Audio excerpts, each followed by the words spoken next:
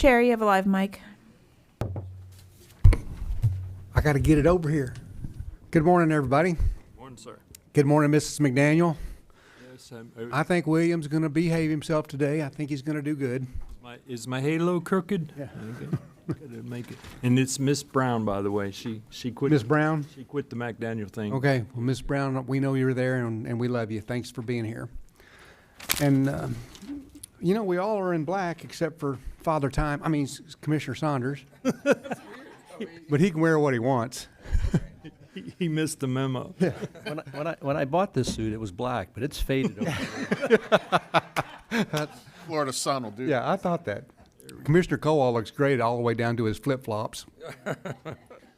No, we want to have a good meeting today, and we have a lot of important things to talk about. And I do want to give a shout-out to Lois Bolin. You know, it's important for me that we say a good Pledge of Allegiance to begin our meetings, and that I wanted veterans to be here. And she does a great job of making sure that we have honored vets to say our pledge, that we can give the highest honors to the country that we live in. And so with that, I just want to remind you to turn your cell phones off. It's kind of embarrassing when it goes off and you can't find it and everybody's looking at you. So we'll just save you the trouble with that. And with that, County Manager, let's get the Lord in on this meeting. Yes, sir. We have our invocation by Pastor Brad Taberer from Faith Church Naples, followed by the Pledge of Allegiance by Isaac Roland Thompson, Army Guard, Chief Warrant Officer 4. Let's pray. Father, we thank you as we come into your courts today and into your presence. We thank you that we come with thanksgiving in our hearts. We thank you that we come with praise. And Father, I thank you for every leader here at Collier County. I thank you for the commissioners that are here, for all the leaders and the great men and women who are here. I thank you that we're blessed to stay in a great state, the state of Florida. And Father, we thank you for this county. We ask for your guidance regarding decisions made today. I thank you that you would lead us like you led David and Joshua, like you led Deborah and Esther. And Father, I thank you for wisdom regarding pressing matters and high-level executive decisions. We speak it over today. We thank you that you would lead us. You would give us divine wisdom like you gave Joseph and Solomon, like you gave Abigail and Ruth. And Father, today I thank you for Commissioner Chris Hall as he leads this meeting with all the directors, executives, with all the leaders. Father, I thank you. Supernatural strength upon them today in Jesus' name, like the strength of Samson, like the strength of Moses. I thank you at the age of 120, even when he climbed Mount Nebo, I thank you that his strength never diminished, never did his eyesight grow dim. I thank you that strength comes upon every leader, every person in this room today, every person watching online, in the name of Jesus. And Father, I thank you, your peace that grants us all understanding, your peace that surpasses all understanding. Let it guard our hearts and minds today as we make decisions, I pray, in Jesus' name. I thank you that those who trust in the Lord and those who believe in you, I thank you that they will be strong and do great exploits. I thank you for great exploits to be done here in Collier County. I thank you for decisions to be made, that the best days are ahead of this county, of this state, of this nation, in the name of Jesus. Father, I thank you that your eyes are upon the righteous, that your eyes are upon us here today, and your ears are open to our prayers. As we open up this meeting with prayers today, I thank you, you give us blueprints, you give us visions and dreams, you show us the way forward. I thank you, you make every crooked path straight, in Jesus' name. You create rivers to flow in the desert. And Father, I thank you, wherever there was an impossible situation today with these leaders meeting together as this board meeting goes forth, I thank you that ways that were seemed impossible are made possible. Where there seemed to be no way, you make a way in Jesus' name. We thank you for light to shine across our path in the name of Jesus. And Father, I thank you today that as we lift up your name, that you draw men unto yourself. Today, I thank you that you would lead us and guide us by your truth and by your word. In the name of Jesus we pray. Amen. Amen. Amen.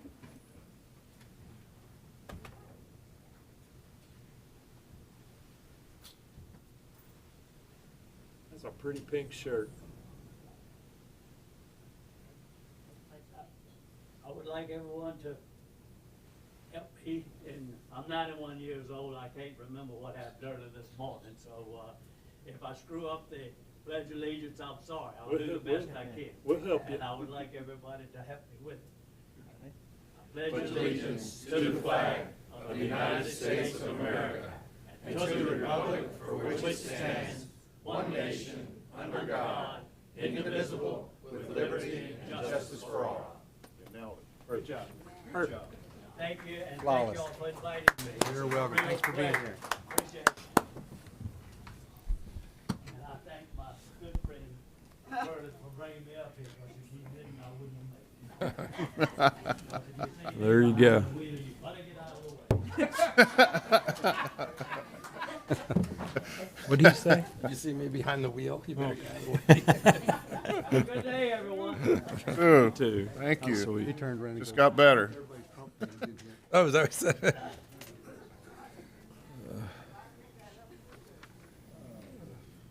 Commissioners' agenda changes for August 27th, 2024. First is move item 16G1. On the change sheet, it says 11C. Actual correct placement pointed out by Ms. Scott is 14A1. We're going to hear it at the same time anyway, but we like things to get into the right spots. This is a recommendation that the Board of County Commissioners, acting as the Collier County Airport Authority, approve a request from the Collier Mosquito Control District to terminate the existing land lease agreement for hangar construction at the Immokalee Regional Airport and approve the assessment of damages incurred by the Airport Authority. This item is being brought to the regular agenda at the separate requests of each of the commissioners.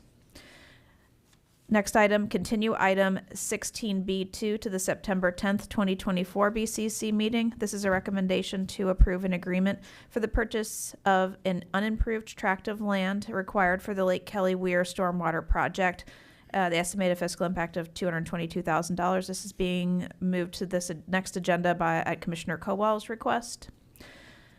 Agenda note, the commission district listed for item 11B should be District 5. We do have a time certain, item 4A, to be heard at 9:15 a.m. This is a proclamation congratulating Kathleen Pasadomo on her impactful tenure as president of the Florida Senate. And we do have court reporter breaks scheduled for 10:30 and 2:50. With that, County Attorney. No. Commissioners, ex parte on the summary and consent, and any further changes. County Manager, I think we have one public comment on K2. 16K2, you have public comment from Ewa Front.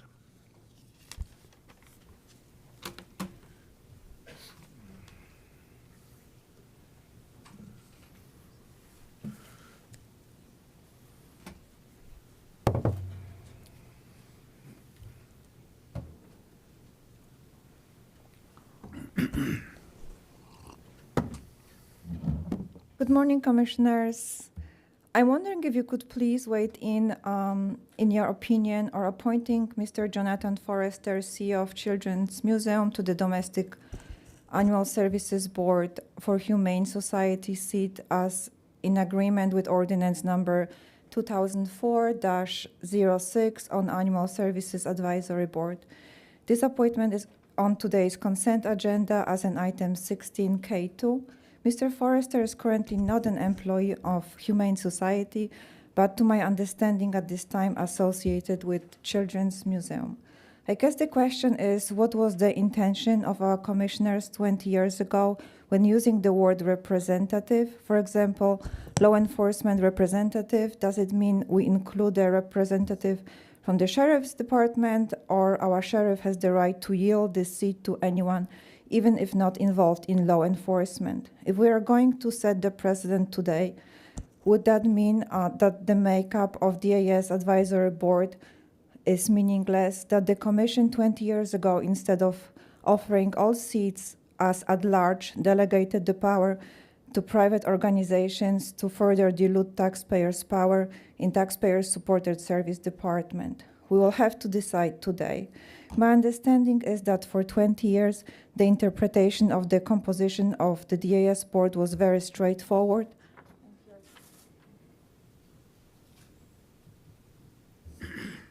And from the public perspective, as per recent tax filing, Humane Society employs 123 people.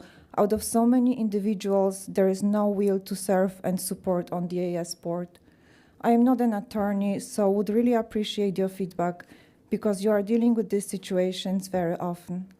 This decision will have significant effects on how advisory board appointments are understood in the present and in the future. Thank you.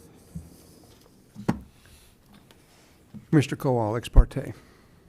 Changes. I have no changes to the consent agenda, but I would like to just bring attention to one item on there. It's 16A10. It's an easement use agreement. I just want to, I I don't know if I have to, but I'm going to recuse myself just from that one item due to the fact that that's my neighbor. And this is my neighborhood, so, and I know him personally, so. But other than that, I have no other changes. Mr. Saunders. Thank you. A couple things, Mr. Chairman. I have no changes and no ex parte. Ms. Font raised a legal issue on an item that's on the consent agenda, I believe, dealing with an appointment. So I think before we take a vote on the consent agenda, we need to just address that legal issue. The issue being what is meant by a representative of the Humane Society. I don't have any issues with the appointment, but I think we just need to make sure from the county attorney's perspective that we're not doing something that would be improper. So that's a question for Mr. Klatzkow before we vote on that. Well, there was an endorsement letter from the Humane Society. I couldn't hear you, I'm sorry. There was a endorsement letter from the Humane Society for this applicant, and I don't know what else you need. So we're not, if we make that appointment, we're not violating Absolutely the not. ordinance. Okay. That's all. I just needed that for the record, Mr. Chairman. Thank you. Mr. McDaniel. Good morning, sir. I have no ex parte nor any changes. Just a suggestion. We have several items on today's agenda that have people that are going to be talking to us that are paid, salaried employees of the government and such. And I would like, of course, it's your discretion, but to move things around. So if we get into an in-depth discussion on our budget or something along those lines, and we have the folks from the airport authority sitting here waiting for us to move on that agenda item that got popped down to 14, that we jump and take care of those things. That's my only request on the actual agenda itself, sir. Got you. Commissioner LaCastro. I have no changes or ex parte.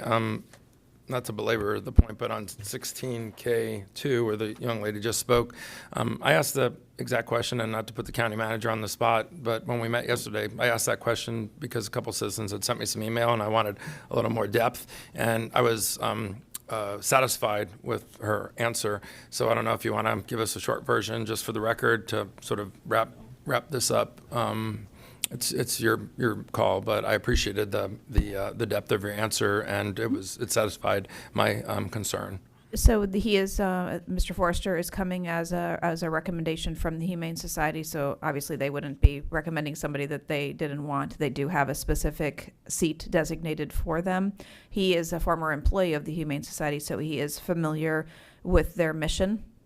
And he does bring a depth of expertise, obviously, from the not-for-profit side of the house, even with his affiliation with the Children's Museum. So it may provide a different perspective than some of the other expertise that is currently sitting on the board.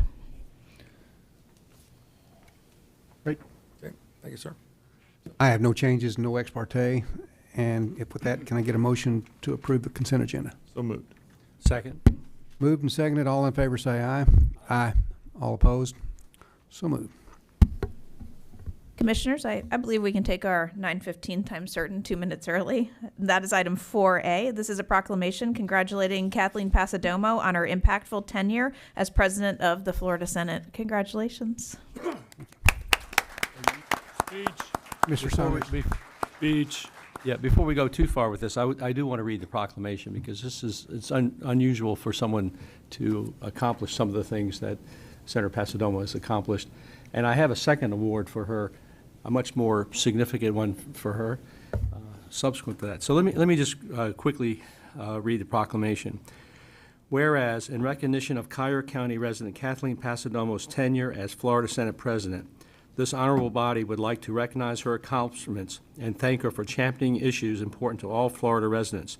She has led with integrity, respect, compassion, resilience, and strength. And whereas Governor Ron DeSantis, through the recommendation of the Florida Commission on the Status of Women, selected Senate President Kathleen Pasadomo to be honored in the 2022 Florida Women's Hall of Fame. This honor is bestowed upon women whose lives and efforts are dedicated to making significant contributions to the improvement of life for women and for all Florida citizens. And whereas As the third woman in state history to lead the Florida Senate as president, she championed what she has called the pinnacle of her legislative career, the live local, the live healthy, and to learn local legislative packages. And whereas through her tireless, tenacious, and compassionate leadership, the issue of affordable housing, health care, and education have been overhauled to improve the quality of life for all Floridians. And whereas during the 2024 legislative session alone, she secured more than $85 million in state funding for various life safety, environmental, educational, cultural, and community service initiatives in Collier County, including $10 million for the Collier County State Veterans Nursing Home. Now, therefore, the Board of County Commissioners of Collier County, Florida, wishes to congratulate Senate President Kathleen Passidomo on her impactful tenure as Senate President and her induction to the Florida Women's Hall of Fame, and express gratitude for championing the Live Local, Live Healthy, and Learn Local legislation to improve the quality of life for all Florida residents. Done in order this 27th day of August. Board of Collier County Commissioners, Collier County, Florida. Chris Hall, Chairman. So, Mr. Chairman, I'd like to make a motion to approve that, accept that proclamation. Second. Moved and second. All in favor, say aye. Aye. And I'm assuming that Senator Passidomo would like to say a few words, but if not, I do have another special award for her that was presented to her in the spring, but this is the first opportunity to present it. It says, "We Are Proud of You Award," which is the U is the University of Miami. "We Are Proud of You Award, UM Law Alumni Association, Senator Kathleen Passidomo, President, Florida State Senate, District 28, April 25, 2024. So we have two items for you this morning. And she does want to say a few words. We want to hear a few words. And we do want to take a few photos. I know you got staff behind you that may want to be in some photos as well. Good morning, Mr. Chairman and Commissioners. You know, I'm really touched and honored by the proclamation. You know, it's been a really tough year for me, and I could not do what I do without the support of my family, my husband John, who's no longer with us, and my staff, both here and in Tallahassee. And I want to make sure you all know that everything that I did and do as a Senate President, as a state senator, I always have my heart in my district. And I'm always thinking about ways to help Collier County, that portion of Lee, and Hendry County. And it's truly been an honor and a privilege to serve. I still have 2 more years to serve under my successor, Senator Albritton. So I'll continue to keep you all in my thoughts for the next 2 years. Thank you.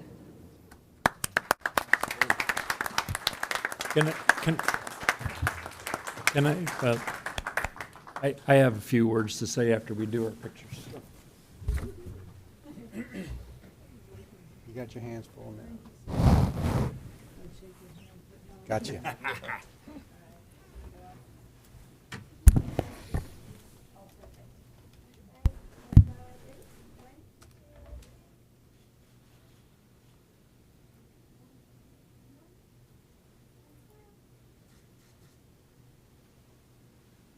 that. You want your staff up here with you for a picture? Come on up here, young man. There he comes. Paul's in back. He was heading to the door, but he didn't make it. Put the rose between 2 thorns. Paul says it's time to work.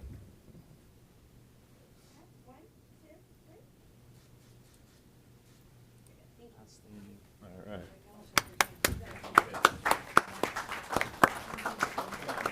Thanks for all you do.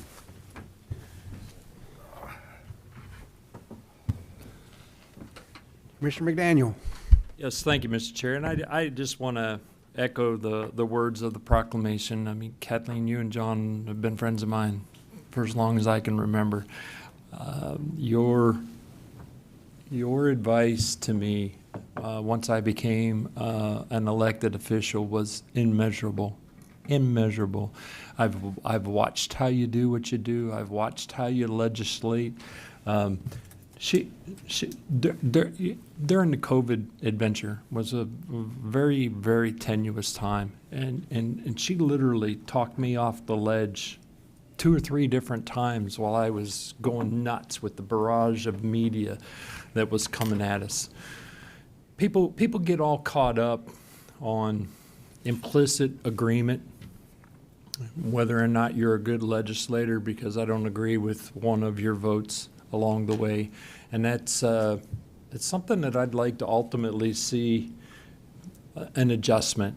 The overall good that you have done for our community is immeasurable. It's no secret that the governor's Moving Florida Forward initiative was $1 billion of direly needed infrastructure for Collier County. 8-laning of I-75 from 951 up to Corkscrew, the Divergent Diamond at 951, the Divergent Diamond at Pine Ridge, right at almost $200 million for our little Immokalee, for the loop road and the 4-laning of State Road 29.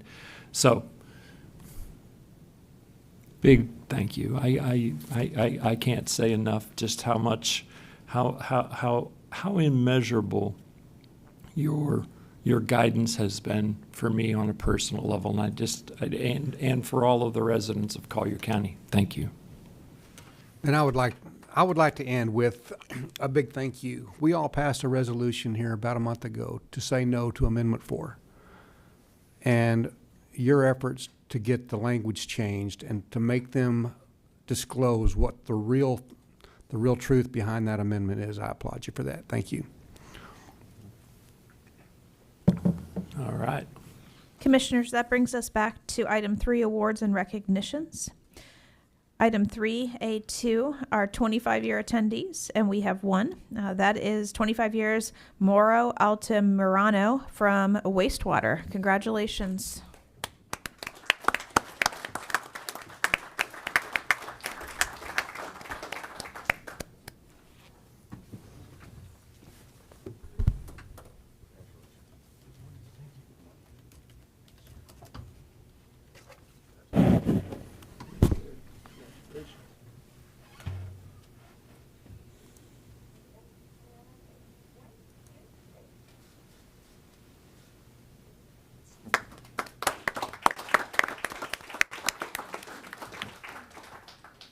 Item 3A3, 30-year attendees.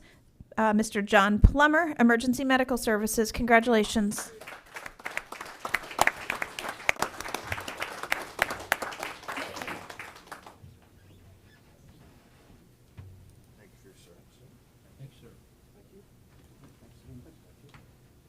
Thank you for your service, sir.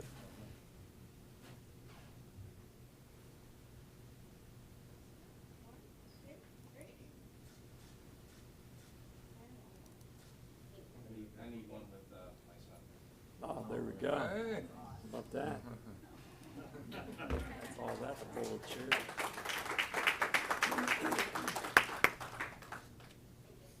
We want to get, hold on a second. Let's get the chiefs up. Hey, Mr. Plummer and Plummer. Let's get the chiefs up here with you. 30 years is a big deal. Yeah, that is a big deal. Saving a lot of hope. Morning.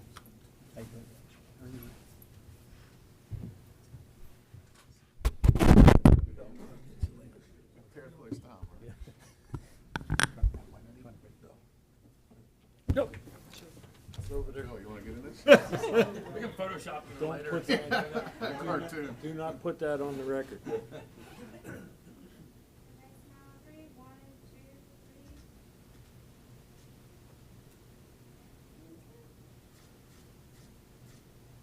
Mother was over there complimenting.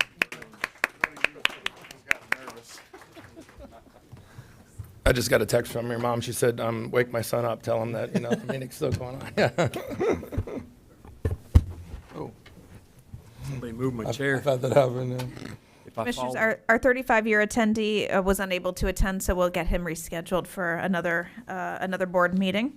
That solid waste. He's probably doing something important. Item 7, public comments. That brings us to item 7, public comments on general topics not on the current or future agenda. Good morning, Mr. Chair. We have 5 registered speakers on this topic today. Your first speaker is James Reese. He will be followed by Jim Rich. Pick a podium. Dealer's choice. I appreciate your time, and I'll try to make this quick because we got 3 minutes, right? Of course. Back in May, I contacted your office, Mr. Saunders, and I live across from where you're going to put in the new subsidized housing across where the Golden Gate Golf Course is. So, at any rate, I was sent on to 4 different people, and my only request was that there be some amount of privacy that I'm going to lose. This is what I had bought about a year ago, thinking I had a lot of privacy, and this is what I have to look forward to. I've really not gotten any response, and I try to get emotional about it, but I moved down here, and it's just a matter of privacy. I've served the VA over the course of years. I'm happy what you're doing. I've served for, low-income housing units in Cincinnati, where I came from. I have no problem with any of that, but I do have a problem with being ignored when it's my entire privacy of what I just purchased is gone. So all I'm asking is for just a little bit of help from you guys.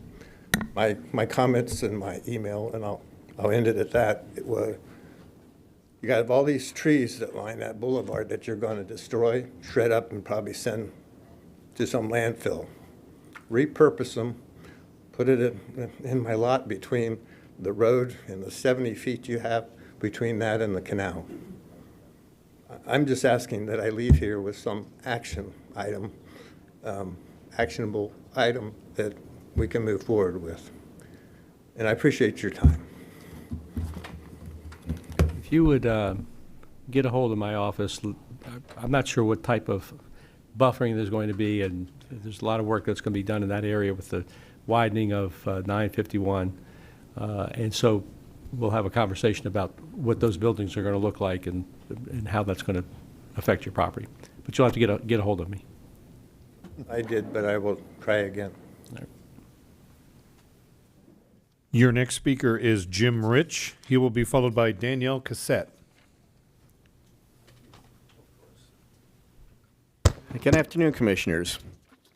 Thanks for your time.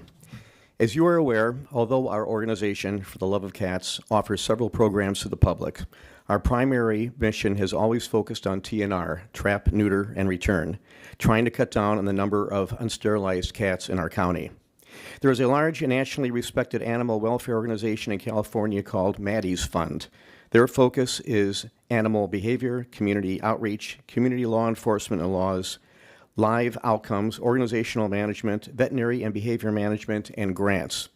They just came out with a new community cat calculator based on the human population of a community, I should say, which estimates how many stray cats would have to be sterilized each year to even begin to make a difference.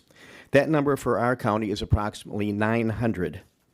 10 days ago, For the Love of Cats conducted its second catnip clinic spay day using the facilities at DAS. With 73 cats being trapped, vaccinated, and sterilized, we consider this a tremendous success. However, there is still a far cry from the goal that is required to get ahead of the problem. Now, without a surgical vet at DAS to accommodate the owned and stray cats brought in by the public, this situation has become even worse. Commissioners, our animal community is in a crisis mode. Since DAS's cat intake closing, we have been inundated with calls from the public, desperate with what to do with the stray, friendly, and even pregnant cats and kittens they are coming across. If they are feral, we can still help them by trapping the cats, sterilizing them, and returning them to their habitat. However, what about the friendly adoptable cats and kittens, or those cats who are ready to give birth? If the public has nowhere to go with them, these cats and kittens will remain on the street, adding to the already enormous cat overpopulation. At the last DAS Advisory Board meeting on Tuesday, several board members and members of the public inquired as to why DAS couldn't rent a couple of air-conditioned trailers to house the sick cats rather than entirely closing intake. The answer by Jamie French is that the fire department would deem this illegal. However, I have been involved with Humane Society and DAS long enough to know that both organizations at one time and another did bring trailers onto their property when there were outbreaks of ringworm. I'm not questioning Jamie's knowledge. I'm just saying that this was done before, so that there must be a way of making it happen now. Beginning next year, For the Love of Cats would like to become even more aggressive in its TNR efforts. Unfortunately, this requires considerable time and funding. Should I stop or? Okay, sorry. I'll make this very quick.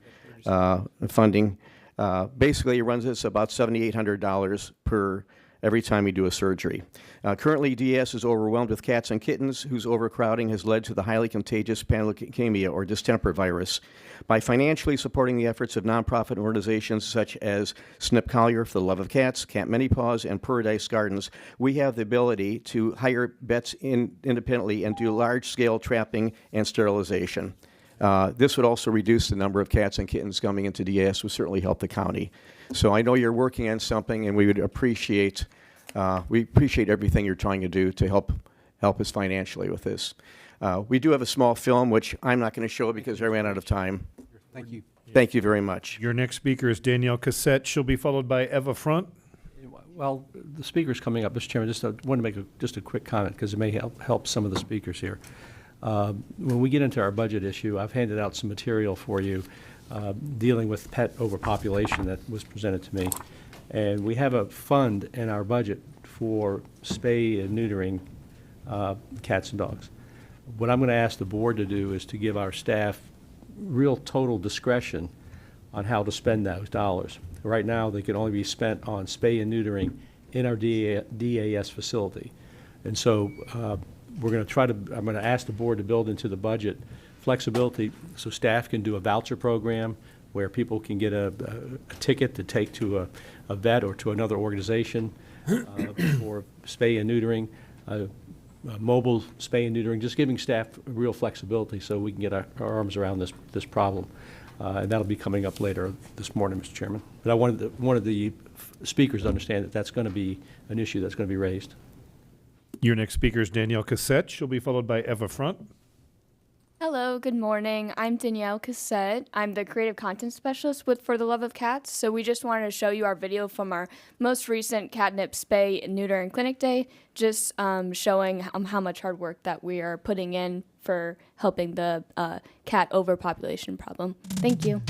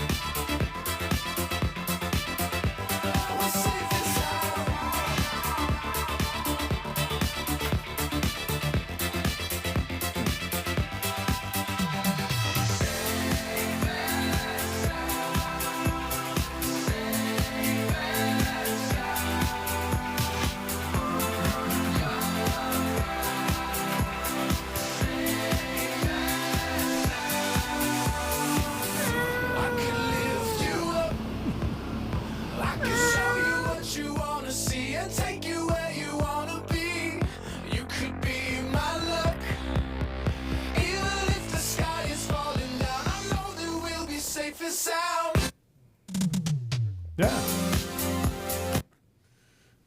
Very nice. Your next speaker is Eva Front. She'll be followed by Lynn Dirksmeyer. Did you see how the kitten was trying to warn the adult cat not to go into the crate? And then the adult cat's like, hey, I know what I'm doing, right? Right? It's like the story of our lives, right? Mom, don't go in. Don't go in there. It's like, hey, I know what I'm doing. I don't think the Florida Weekly also liked the advertisement of their newspaper being used to, collect the, you might want to, blur that out a little.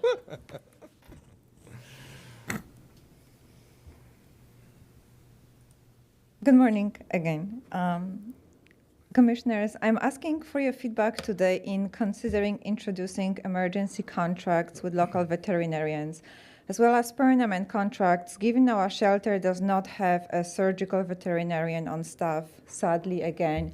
I brought just an example from the Daily Post on our local Naples or Collier County pages, among other, whether it's moms or community pages.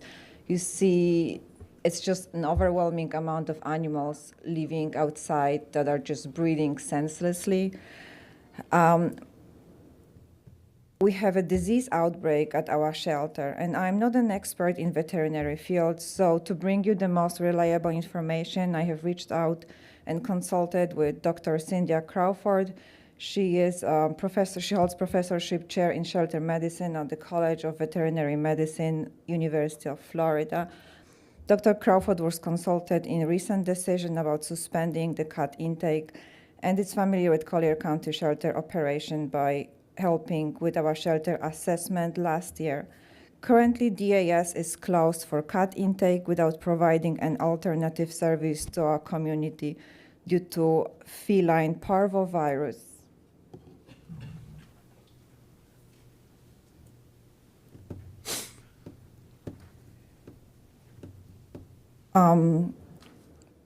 Plea to our leadership for transparency. Please do not leave our community guessing by not providing specifics for reopening. According to the standard of care guidelines for reopenings are, shelter can be safely reopened if for 10 days there are no new cases, or other options are 7 days at the earliest and 14 days at the latest. Transparency matters. Can the Collier County please make these guidelines public and communicate the amount of infected animals, new cases daily, so we can rely on actual data and not vague language on Facebook posts for reopening?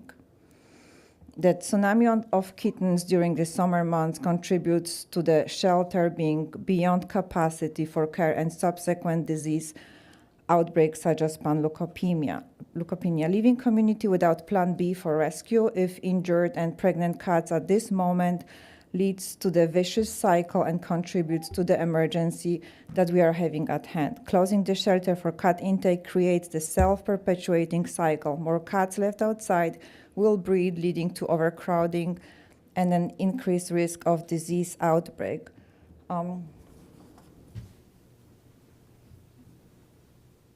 Solution, please do enter into emergency agreements with handful of veterinarians short term to perform life-saving procedures, serve taxpayers, solicit bids from all veterinary offices in Collier County, ensuring a competitive process for establishing long-term partnership.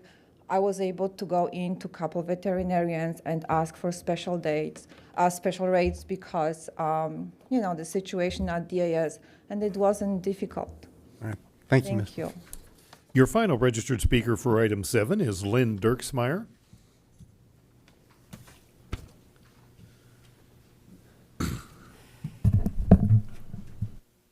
Good morning again, everyone. I'm Lynn Dirksmeyer. I was previously the founder and operator of a small shelter in Miami before I moved to Naples. And I'm coming to you this morning really with an aching heart, and I appeal to you on a heart-to-heart connection because of what's going on. DSA has, as everyone has stated, has closed their intake because of panleukopenia outbreak. Hearsay has it, and apparently it's been confirmed that the vet who was hired from out of state, whose moving costs were covered, has already put in their notice. That may or may not be true. Spay and neuter, but what is true is spay and neuters are not being performed. Domestic animals that are in need of surrender cannot be taken in. Ferals will be left in their colonies to reproduce. One cat can produce 144 kittens in its lifetime. Families who want to adopt have to look elsewhere. DSA did not offer adoption alternatives. They did offer adoption alternatives to the public in their announcement, their outbreak release, but nothing else. FVP is not a new disease. All shelters have dealt with this since the formation of animal shelters. Consequently, there should be safeguards in place to contain and manage an outbreak or to prevent the actual cessation of feline intake to prevent this. The primary cause of FBP outbreaks are overcrowding and malnourishment, which brings about a suppressed immune system, which ferals often suffer from. In addition to proper procedures being in place, there has to be oversight and trained personnel to see that this contagious disease is halted or eliminated or at least contained. But it happens. It's what happens. So now, because it does happen in shelters all over, there should have been a plan B in place. Now there's no intake at DAS, and there should have been something to refer people who need to surrender their pets or ferals in need of spay and neutering.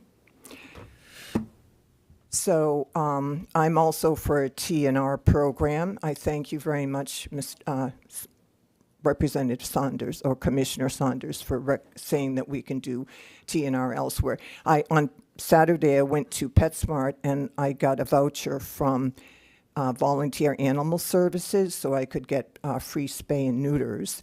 And there were five listed, but only 3 of those are viable, because the other charge is $210. They do an exam prior to surgery to make sure that the cat can survive the surgery, and it's $210. Thank you very much. All right. County Manager, I'd like to make a little move on the fly here, and let's do a 14A1 and then 11B, and then we'll finish up with the budget talks. Of course. We are going then to item 14A1. This is a recommendation that the Board of County Commissioners, acting as the Collier County Airport Authority, approve a request from the Collier Mosquito Control District to terminate the existing land lease agreement for hangar construction at the Immokalee Airport and approve the assessment of damages incurred by the Airport Authority. Mr. Andy Scott is here to present. Or answer questions. Or answer questions. Yes. However it may be. You want to present? Not much to present. The executive summary really speaks for itself. Yes. And I was pleased to see that everybody, I'm sorry, Mr. Chair, Go ahead. I saw number 1 pop up, so I just remembered that I was. Do it. I was pleased that everybody actually pulled this. I have to say out loud, we're sad to hear that mosquito control has changed their plans and aren't going to be relocating, at least in the immediate term, their headquarters over in Immokalee. We all thought that was a really good idea for a whole bunch of things, but it's not going to come to fruition.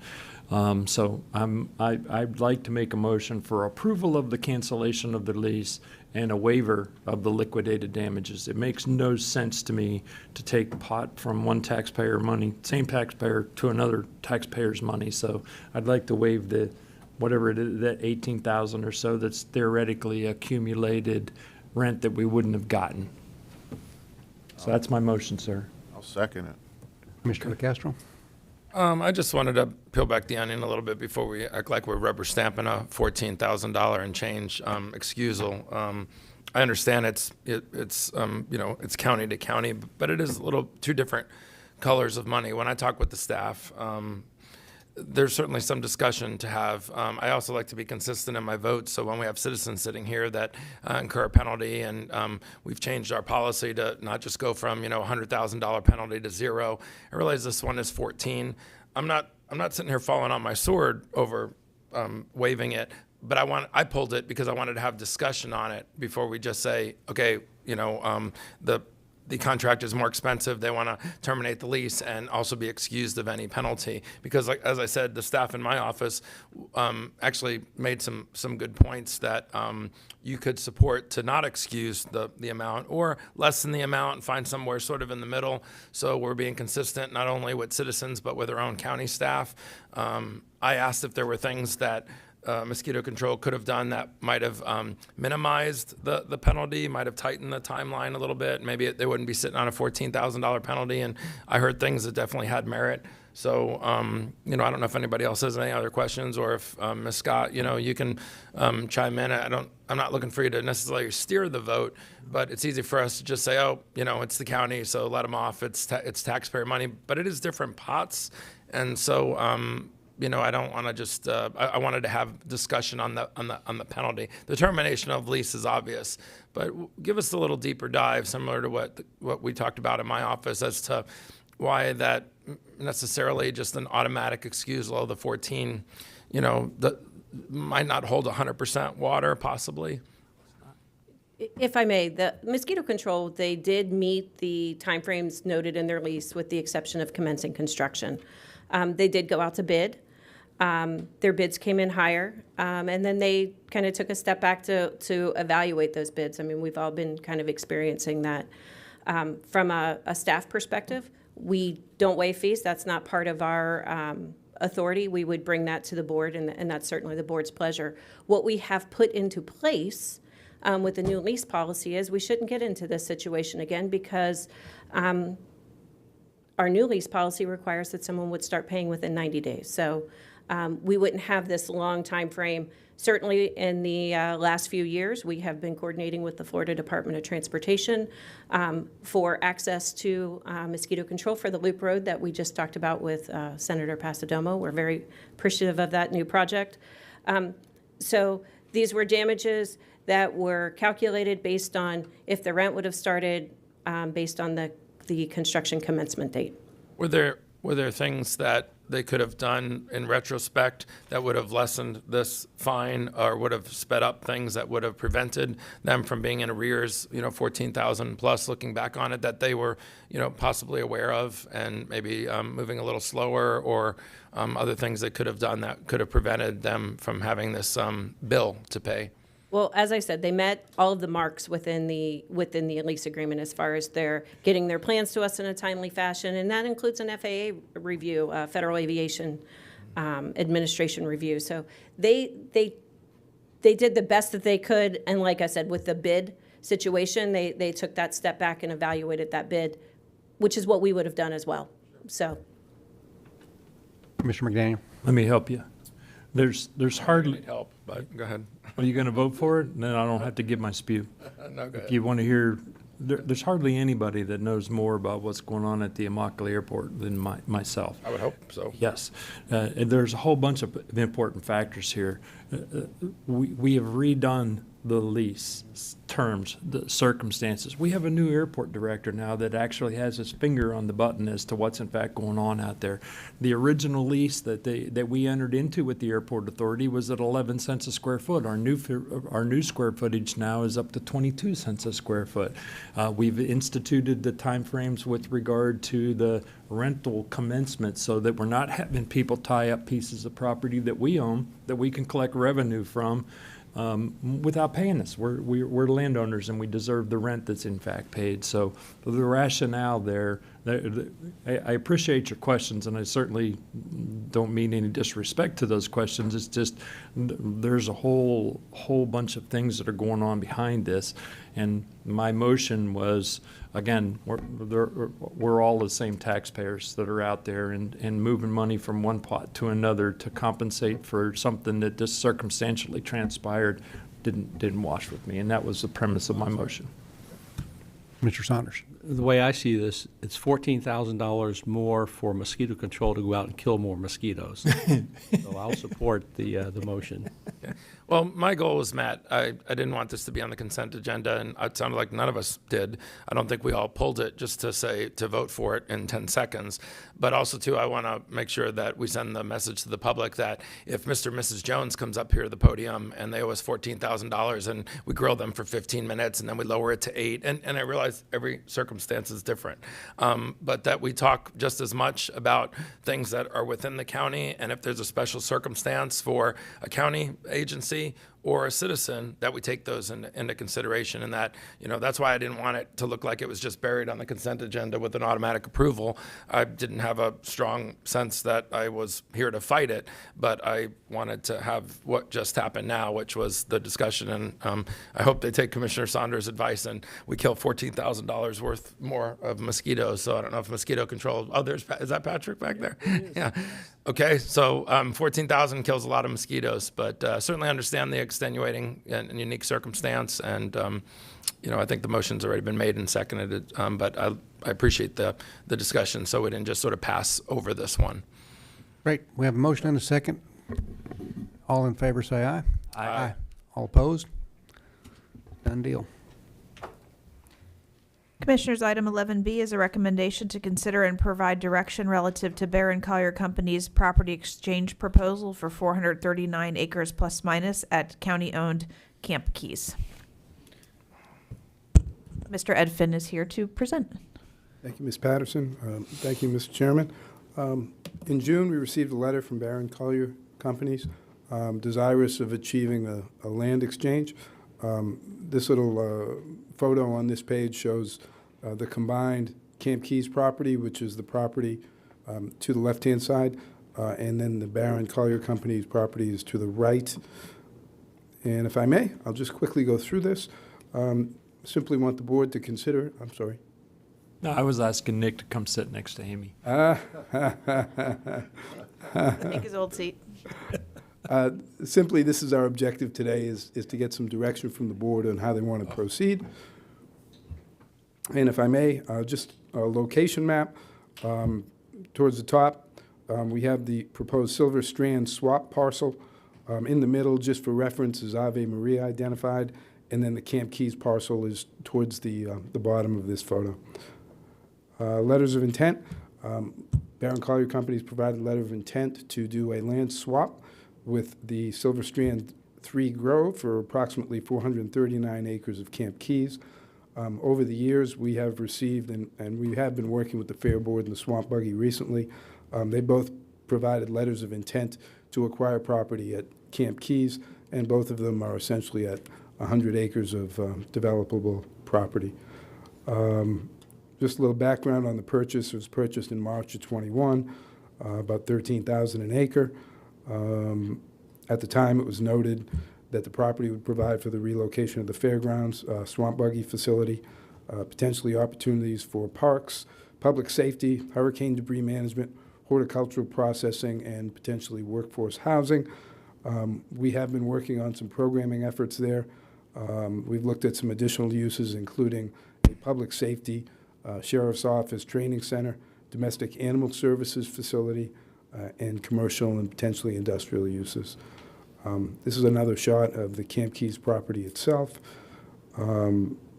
Just to bring you into the vicinity of the Silver Strand swap parcel, all you see noted above there is the Seminole Casino.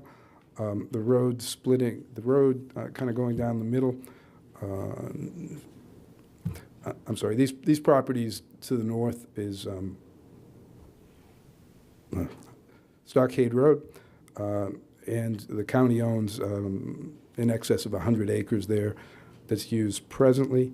Barron Collier Companies provided this as a mock-up of how this Silver Strand property may be used for our uses. Future CCSO site.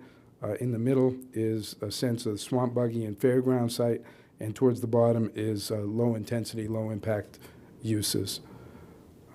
Again, we started off with this shot, and this gives you a sense of, again, of the Camp Keys, the Barron Collier parcel, and the orange or TAN area identified as 439 acres. That's the proposed acquisition or swap from Camp Keys to Barron Collier Companies. Some considerations that staff would like you to think about. The board may want to consider a cash option. We, of course, would want to go through appropriate due diligence to ensure, if we go forward, to ensure that we get the proper value, so appraisals and other due diligence. And we would recommend, as this was unsolicited, that Barron Collier Companies be responsible for the cost of the due diligence and the appraisals. With that, that's our recommendation, and I'll be happy to answer any questions or relinquish the microphone as the board sees fit. Are we going to hear from Mr. Castellanguida? If you want to, we can keep him quiet if you want to too, sir. It's your will. Yeah. No, he won't speak unless we have questions for him. Okay. Commissioner McDaniel, go ahead. Do we have public speakers, Troy? Okay. Let's just rally this all in. If you would put the site map up, Ed. There you go. When Mr. Castellanguida was our deputy county manager, he helped orchestrate the acquisition of this piece of property. It was always intended to be the relocation of our Collier County Fair. That was the original intent. We were going to put it in the southeast corner down there. And then when Mr. Castellanguida left and his now new boss, who isn't new at all, I won't say his name, he gets mad at me when I say his name on TV, realized that there was about to be a carnival next door to their fancy rod and gun club. They didn't think that was such a great idea. So they came up with this compromise, which I have to say out loud, I love the compromise. I love the thought process. It still gives us 500 acres or so over to the west side of the Camp Keys piece, as we've all dubbed this in the past. The new location, if you would show that picture again on the north piece, that piece right there, we already own land going up to the stockade and will facilitate access for our sheriff.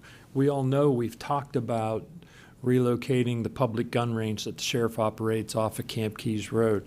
We all know we've talked about a location for horticultural debris reception, and especially during hurricane cleanup times. We all know that we've talked about the relocation of the forever swamp buggy and the legacy that travels along with our swamp buggy in the home of Naples, Florida. And of course our relocation of our Collier County Fair. So I certainly am not asking us to do anything out of Hoyle. We want to follow the necessary procedures. This was an unsolicited request. Barron Collier has offered up to reimburse for the appraisal. We'll go through the appraisal process. We'll have a look at those appraisals. Those appraisals will come back to this board for the ultimate determination as to what we do. Whether or not we proceed with the transaction or not, we're still able to use the western portion of the Camp Keys piece. We can still locate the swamp buggy and the fairgrounds down there on the southwest corner of that piece of property. This piece of property that is being proposed for the exchange is a portion of or included in the Immokalee Area Water and Sewer District. So we have the capacity of moving utilities down there to help support any future developments. I mean, it just checks a lot of boxes. Of course, it has to work on a financial basis, and I think just the relationship that our county has had with Barron Collier since the beginning of time. I'm going to make a recommendation to move forward, as in fact is recommended by our staff, to move forward with the transaction, get the appraisals, have a discussion, and then we can flip our coin as to whether or not financial remuneration is necessary or an increase in the size of the exchange is necessary, and the valuations are all in line. Did I miss anything? Commissioner LaCastro. I just heard from Commissioner McDaniel some of the missing pieces that I didn't have. I mean, I knew this was in your district, so I wanted to hear if it was something that maybe you had received feedback from citizens that weren't happy, or you personally, like you have a lot of time and invested in seniority into this, you know, these land deals. The only piece, and I echoed this in a meeting in my office yesterday, a lot of times when we're swapping, you know, land for land, it's not always apples to apples. Sometimes it's a better deal for us and a worse deal for you know, the others. But in this particular case, I think, as you said, this is an unsolicited proposal that has come to us.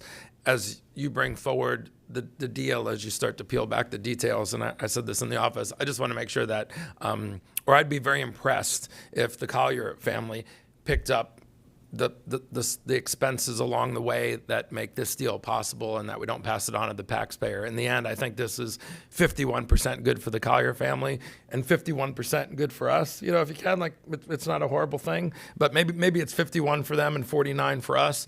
So just as we get details on this deal, I know there are expenses that are inherently buried in, you know, making this happen, the cost of the appraisal, and some other things that we'll find out about when this comes back to us.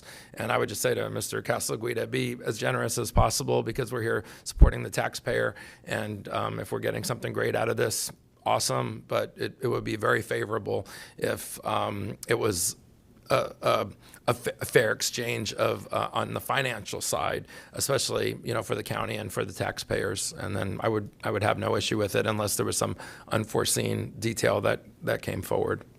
But that's my position. I see this a little differently. I see this as a great benefit to the Collier family for wanting to get the fairgrounds and the swamp buggy away from the Rod and Gun Club. And they can still accomplish that. I just look at it as a little bit different. They could sell the fairgrounds a portion of the Silver Strand to get them to move over there. The fairgrounds have expressed interest in purchasing their own property. Swamp buggy people, it's optional for them. They could take it or leave it. But they could do that directly into the Silver Strand, and we could maintain Camp Case as it is right now. As far as an appraisal, I don't see that one's needed. I don't see that why we should be either limited or subject to an opinion of a third party. If they want the property, they can simply make an offer, and we could accept or reject it. Appraisal shouldn't even be considered. It's just a matter of market value. It's worth to them, and whether it's worth it to us to sell or not.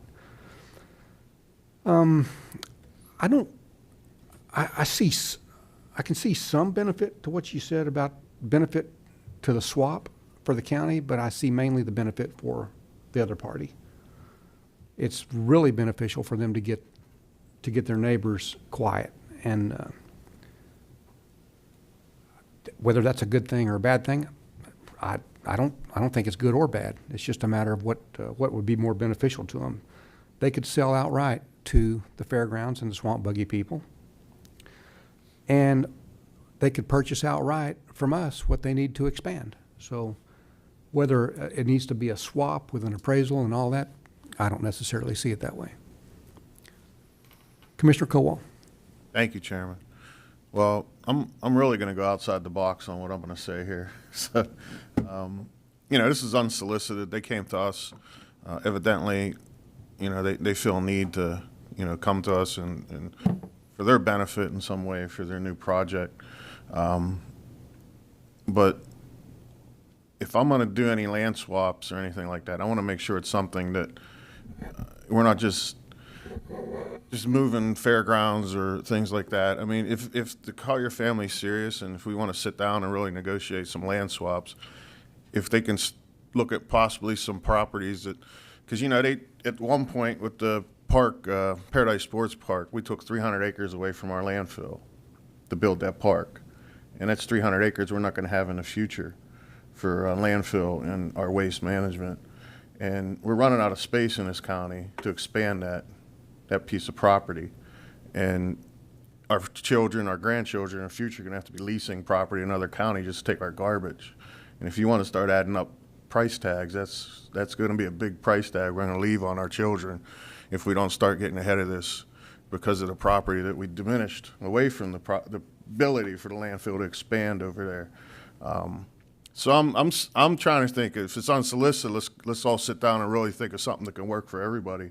And if they have other property in mind, maybe a 300, 400 acre parcel somewhere that we can say, all right, we can be a future landfill for us, and a parcel to maybe put, that other part of the Silver Strand. We might not need all of it for the fairground or the swamp buggy, but this is actually sitting down at the table and doing something for the future of this county, and not just saying we already have a fairground, we already have a swamp buggy park. We're just talking about relocating it.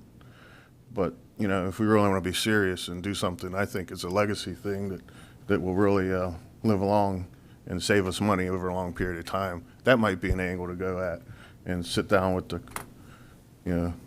organization and maybe go in that direction. But like I said, I'm just throwing this outside of the box type deal, and something to think about. So, Commissioner McDaniel. Yes, let's circle the wagons again here. We've owned this piece of property for close to 5 years. Yes, plus minus. Am I correct with that assumption? March 21. Okay, over 3 years. We've owned this piece of property. We just initiated the Camp Keys piece. We just initiated the consultant to do the rezone for the uses of that Camp Keys piece of property, which is astounding to me that we owned a piece of property for 3 years and didn't even start to do the rezoning process. We are, in fact, doing that. We are not, in that rezoning process, taking away any of the potential uses of the land that are in fact left. We're going to have multiple bites at this apple if, in fact, this transaction, in fact, goes forward. There are benefits to both Collier County and to Barron Collier Company by effectuating this exchange. I'm totally in support of protecting the taxpayers, always have been, always will be. It has to be a fair transaction for all parties concerned. The one thing I do want to address today, and actually bring up, is as we move forward, we have debt on this piece of property. We borrowed money, the county borrowed money to buy this piece of property, and we have to be careful with the associated debt that securitizes the loan that was utilized for this acquisition. So we have to, the due diligence needs to go through. I have had long conversations with both the Swamp Buggy Board and the Fair Board with regard to their MOUs and their potential utilization of the Camp Keys piece of property. They're both aware of the potential of this exchange, and the ultimate goal is to go through the exchange process. This board makes a determination as to whether or not we want to do it, and then offer up both pieces of property, the west 500 or so of the Camp Keys piece, and this north piece, as I'm designated, up along Immokalee Road south of town, as alternatives for the Swamp Buggy and the Fair Boards to choose from to buy their 100 acres. And you're not wrong in your statements, Mr. Chair, with regard to BC, Barron Collier, being able to sell them a piece of property. That's certainly well within their rights. We have an affordable housing issue. We have a lot of circumstances that North 500 could be a benefit to our sheriff with the relocation and a facility for the new gun range, an indoor gun range right up by the stockade and on property that we already in fact own. There's a lot of benefits, I think, to this, to at least proceeding forward with the semantics of the transaction. The appraisals, Mr. Chair, I don't agree with you. I think that's an imperative process for us to be able to make a determination on valuations. We bought this piece of property for $13,000 an acre. We have expended money in the zoning and the upkeep and so on and so forth. And now we've gone into contract on another piece of property within 3 or 4 miles from this at how much? $22,000 an acre for the Williams farm? Order of magnitude, I'm Yeah, plus minus, it's north of $20,000 an acre. So there is a shift in value. So having the appraisals accomplished will delineate all that, bring it all to light. Then we'll all be able to look at it and make a discussion. And Commissioner Kowal, with regard to the landfill, we're not done with that. We're not done with that by any stretch of the imagination. If you'll recall, one of the things I know staff's working on it, we had discussions. First of all, citing a new landfill in a new location is literally an act of Congress, period. So expansion, utilization, better utilization of the available lands by the existing landfill, that's a discussion that we're in fact going to have going forward. One of my goals in this next term of tenure as your county commissioner is for us to come away with longevity added. I think the lifespan currently for the landfill is like 2065 plus or minus, and I want to take that out another 40 or 50 years in these next 4 years. Commissioner LaCastro.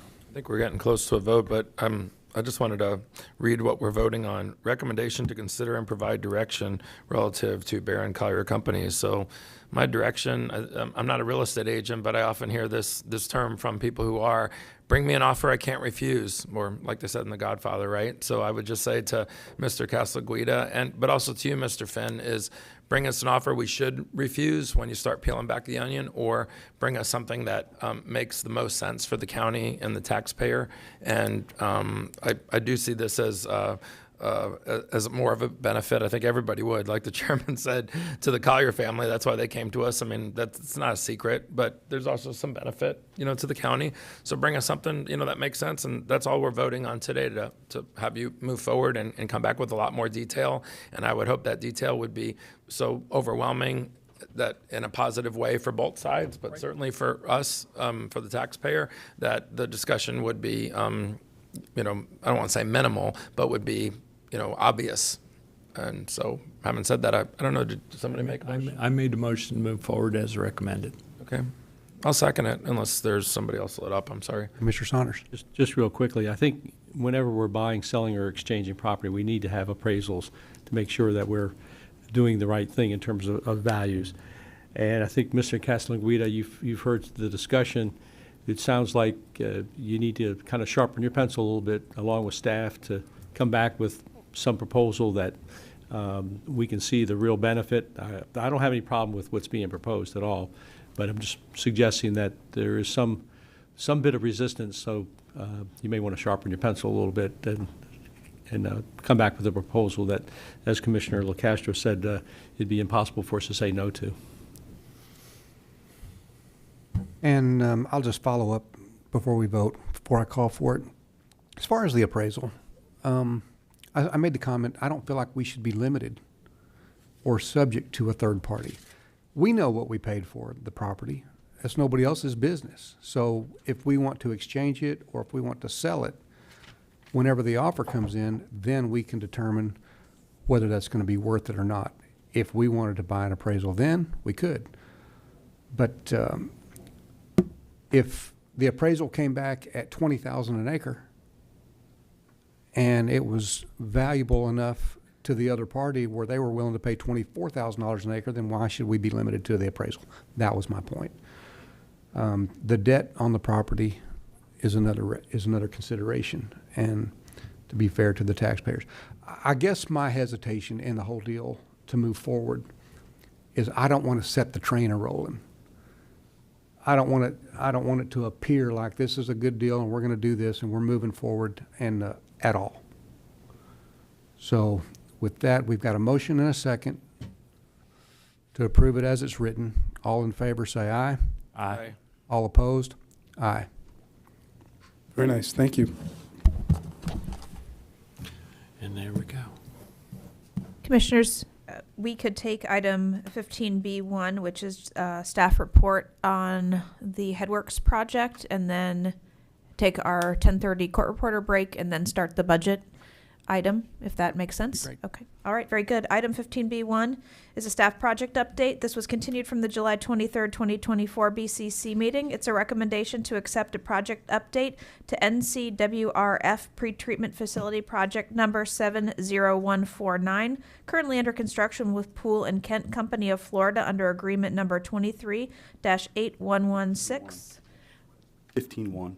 Mr. Matt McLean, your Director of Public Utilities Engineering and Project Management, is here to present. Excellent. Good morning, Commissioners. For the record, Matt McLean, your Division Director for Engineering and Project Management. I am pleased to report that this mission-critical project at our North County Water Reclamation Facility is on schedule and within the approved board construction budget. Since we were last before you here in March with a project update, our team continues to focus on the long lead time equipment submittal approvals, underground pipeline installation, and significant rebar and concrete construction of the building. We thank you for your approval earlier today to address some unforeseen conditions on the project that our team will continue to manage throughout the course of the construction project. The aerial on the top right shows the active construction area of the pretreatment building, and we have a series of updated construction photos that we're going to go over to show the construction progress since our last board update. Since we were last before you, the project delivery team was able to take advantage of some late spring dry conditions before the rainy season to get some of the significant underground infrastructure installed under the building footprint, as well as a new pump station, which you can see in the top right corner, adjacent to the pretreatment building. Timing was good for us to get that done early before the rain started. That included some large wastewater, effluent, power, and communications pipelines to get out from underneath the building footprint and adjacent building infrastructure. As we led into rainy season, the remaining sections of the major pipeline work are set up to be later on in the project schedule, later in the year. The good news here on that continuation of the underground infrastructure, presently none of the remaining pipeline work is on the critical path of the schedule. So we continue to focus on the building itself. These next set of photos depict the complexity of the underground communication and power network that will serve the pretreatment facility. We like to compare this electrical building much like a brain and heart that feed and operate the rest of the facility. Project delivery team utilized a three-dimensional model and planning and preparation for the installation of all of this underground communication and electrical conduit. These additional control steps within the overall project allowed for some early identification of potential conflict areas, which were able to be resolved prior to the installation of the building foundation. Hey, Matt, what is the size of that conduit coming in? Those conduits are all about 2-inch. Yeah, we got hundreds and hundreds of them that are coming within That's this a lot of electrical stuff. building. Yeah, it's Are really impressive. Can I ask a quick question? Are these the conduit? Are these the information technologies that we utilize for all of the big screens that we look at and we see what everything's doing with the individual pump stations levels of? Absolutely. Yeah, okay. All of our SCADA controls, instrumentation, communication, Right. electrical, all of the above. And just for the world, because you neglected, we all pretty much know where this is. Where is this facility located? This facility is at our North County Water Reclamation Facility on Goodlet Road. Just south of Immokalee Road. On the east side? Yes, sir. Okay. And so here's some additional views showing that power and communications conduit for the electrical building. It is critical to get this infrastructure in right the first time up front. Once it was installed, flowable fill was added, as you can see in the top right and the lower right-hand corner of this slide, placed over that conduit to solidify and protect the installation of all these important conduits that will provide all of the ability for us to pull the wires and have the communications all operate correctly. Steel and rebar concrete wall pours have dominated the last several months of work. There's a tremendous focus on safety and quality. The project delivery team is on site every day conducting inspections and project oversight, demanding and assuring such quality. We're holding weekly on-site project delivery team meetings and coordinations, positioning the project for continued success. The concrete work that you see here in these photos is on the critical path of the schedule.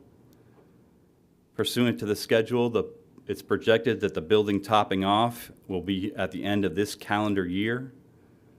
While that concrete work continues, all of the major long lead time equipment submittal packages have already been approved.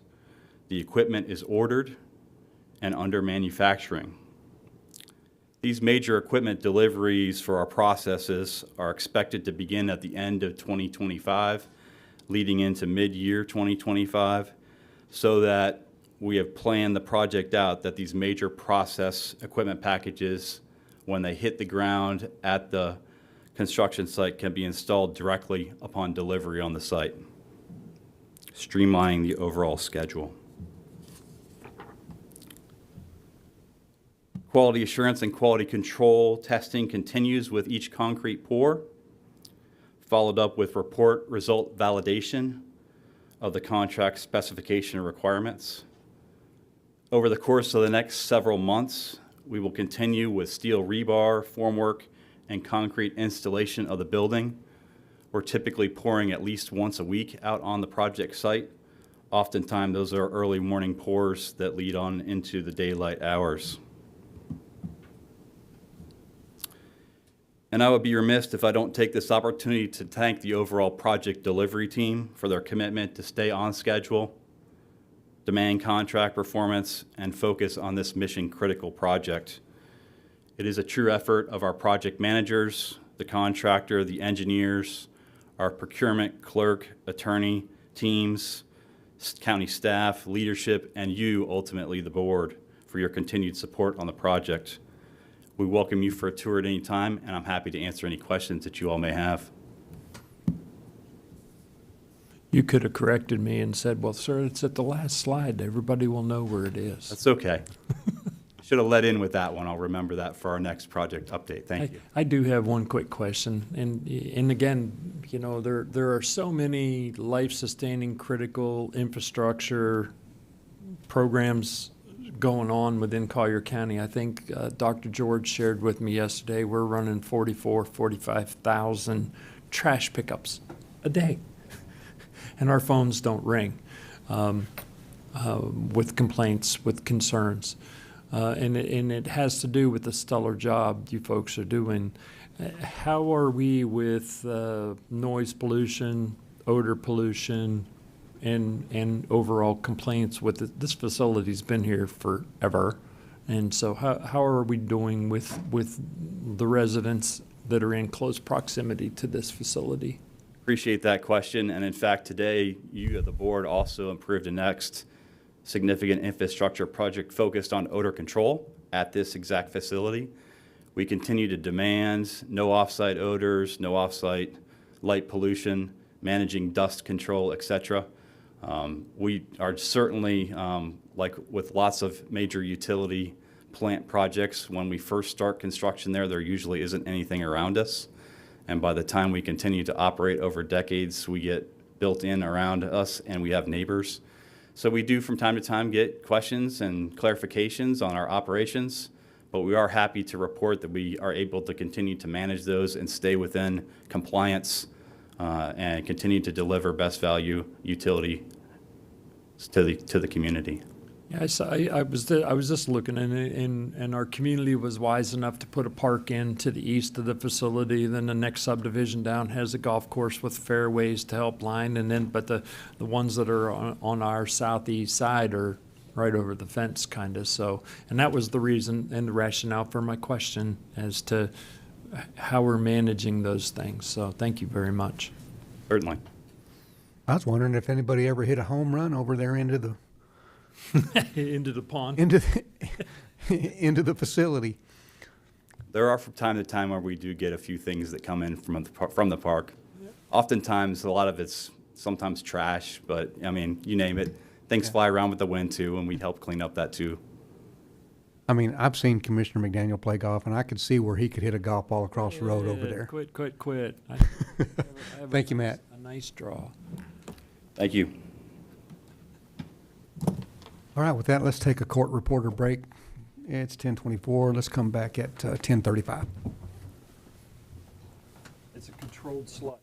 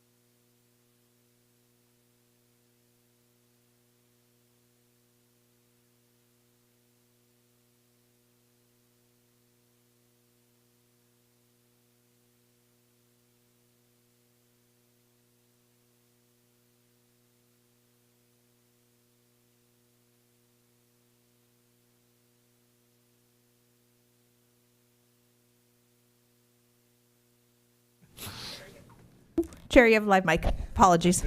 No worries, thanks. All right, let's roll this budget discussion. Yes, sir. That brings us to item 11A, which is a recommendation to hear a presentation regarding the FY 2025 budget and provide further guidance as we move towards the September public budget hearings. Mr. Chris Johnson, your Director of Corporate Financial and Management Services, is here to begin the presentation, and I believe we have Chris Fabian joining us via phone. Via Zoom. Via Zoom. Via Zoom. Good. Before we start, hello, Chris. How are you? I'm doing great. Great, Commissioner, thanks. Can you hear me okay? Yes, thanks for joining us. Thank you. You know, 1 year ago, almost a year ago, we made the decision to do the hard work and to take a good hard look and a deep dive into this budget and to curb our appetite for taxpayer dollars. So I just want to encourage all of us, let's keep that in mind as we move, as we listen and we have a discussion today, and as we take the measures needed to steward well what the taxpayers are offering up. So with that, Mr. Johnson. Thank you, Mr. Chairman. Good morning, Commissioners. For the record, Christopher Johnson, your Department of Corporate Financial and Management Services, and as Ms. Patterson stated, I'm joined on the phone or Zoom with Mr. Fabian from ResourceX. Today we're going to have a presentation for you on the FY25 budget and look forward to your guidance as we move into the September budget hearing, which is scheduled for next Thursday. Today's discussion, I'll briefly go over the budget timeline, then I'll turn it over to Mr. Fabian for a ResourceX presentation and organizational structure review that was provided in conjunction with ResourceX, followed by a brief overview of the trim notice. Then I'll discuss what we're going to be doing at our first public budget hearing next week, followed by kind of a refresher on the taxable value and millage rates that we currently have set. And then any further discussion we want to have after that. So with that, I'll dive right in. Everyone's familiar with this. I'm sure you're probably getting sick of me going over this, but I'm going to do it a couple more times before the end of the year. I just wanted to kind of reiterate where we're at and how we got here. As you can see here, the peach-colored boxes are the boxes that we've already accomplished. The yellow one there on the bottom is what we're doing today, and the blue ones are what we're going to be doing moving forward. If you all can remember that long ago, in February, we started with our strategic plan, AUIR, and budget policy workshop. That is where we discussed our methodology this year of moving to the priority-based budgeting approach, and also had discussions on preliminary budget policy decisions. Followed by, in March there, the board adopted the FY25 budget policy. That included a 3.5% departmental guidance for increases within the departments and utilizing net new taxable value, or essentially the rollback rate for overall millage compliance. Moving on from there, in June, on June 20th, we had the BCC budget workshop where the county manager presented her recommended budget, which was built around the rollback millage rates. We also had a discussion then on the progress with ResourceX and the priority-based budgeting procedure. From there, we received the certified taxable value from the property appraiser on July 1st, and on July 9th, the board adopted the maximum millage rates. Again, the maximum millage rates were adopted at millage neutral for the county-wide taxing districts and the unincorporated area taxing district. On, I think it was August 19th, according to my trim notice, the property appraiser sent out the trim notices to all the property owners. And today we're going to have this budget discussion, followed by our next big meeting, which is the 5th of September, which will be our first public budget hearing. And then finally on 9/19, or Thursday the 19th, we will have our final budget hearing where we adopt the final budget. Any questions on the schedule at all? All right, with that, I'll hand it over to Mr. Fabian on Zoom, Troy. And he'll be discussing ResourceX and the organizational structure. Okay. Troy, are you able to see my screen as I share the Zoom? Hold on a minute. We're having trouble bringing up our Zoom. Hold on just a second. Your mic's not on, Troy. Just 1 minute, Chris. I'm having a little bit of technical issues here. Okay, no problem. While the screen fires up, thank you, Chris. Thank you, commissioners, executive leadership, and staff, and members of the public for allowing me to join you remotely for a component of this presentation. Troy, just give me the cue when we're I am having live. all kinds of difficulties here, Chris. Give me just a second. My Zoom is not working properly. Troy, Okay. I have the presentation if you want me just to pull it up, and then Chris, you can just tell me when to flip slides if that works for you. Yeah, why don't we do that at this point? I'm having some real issues here. Let me give you back control, Chris. Thank you. Under pressure. All right.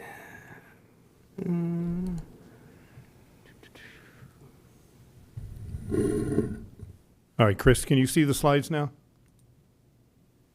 I can. Thank you, Okay, sir. great. Oh, good to have a plan B. All right. Well, again, thank you, everyone. My name is Chris Fabian. I'm from ResourceX, which is a Tyler Technologies company, and I've had the privilege of working with staff and the board on your priority-based budgeting approach for this year. And for today, this is just the opportunity to keep priority-based budgeting front and center in the midst of your budget discussions. Chris, you can go ahead and go to the next slide. And I have a series of animations I'll start to go through here. So in June, I was on site to deliver one of the first major deliverables of priority-based budgeting, which is what we call a return on investment, or ROI report. It is the first step after creating the basic priority-based budgeting data, which consists of identifying all of the various programs and services offered by your departments, allocating your line item budget towards those programs, so we have full cost for providing each and every program and service, and scoring those programs relative to county priorities, as well as other key attributes that make programs relevant.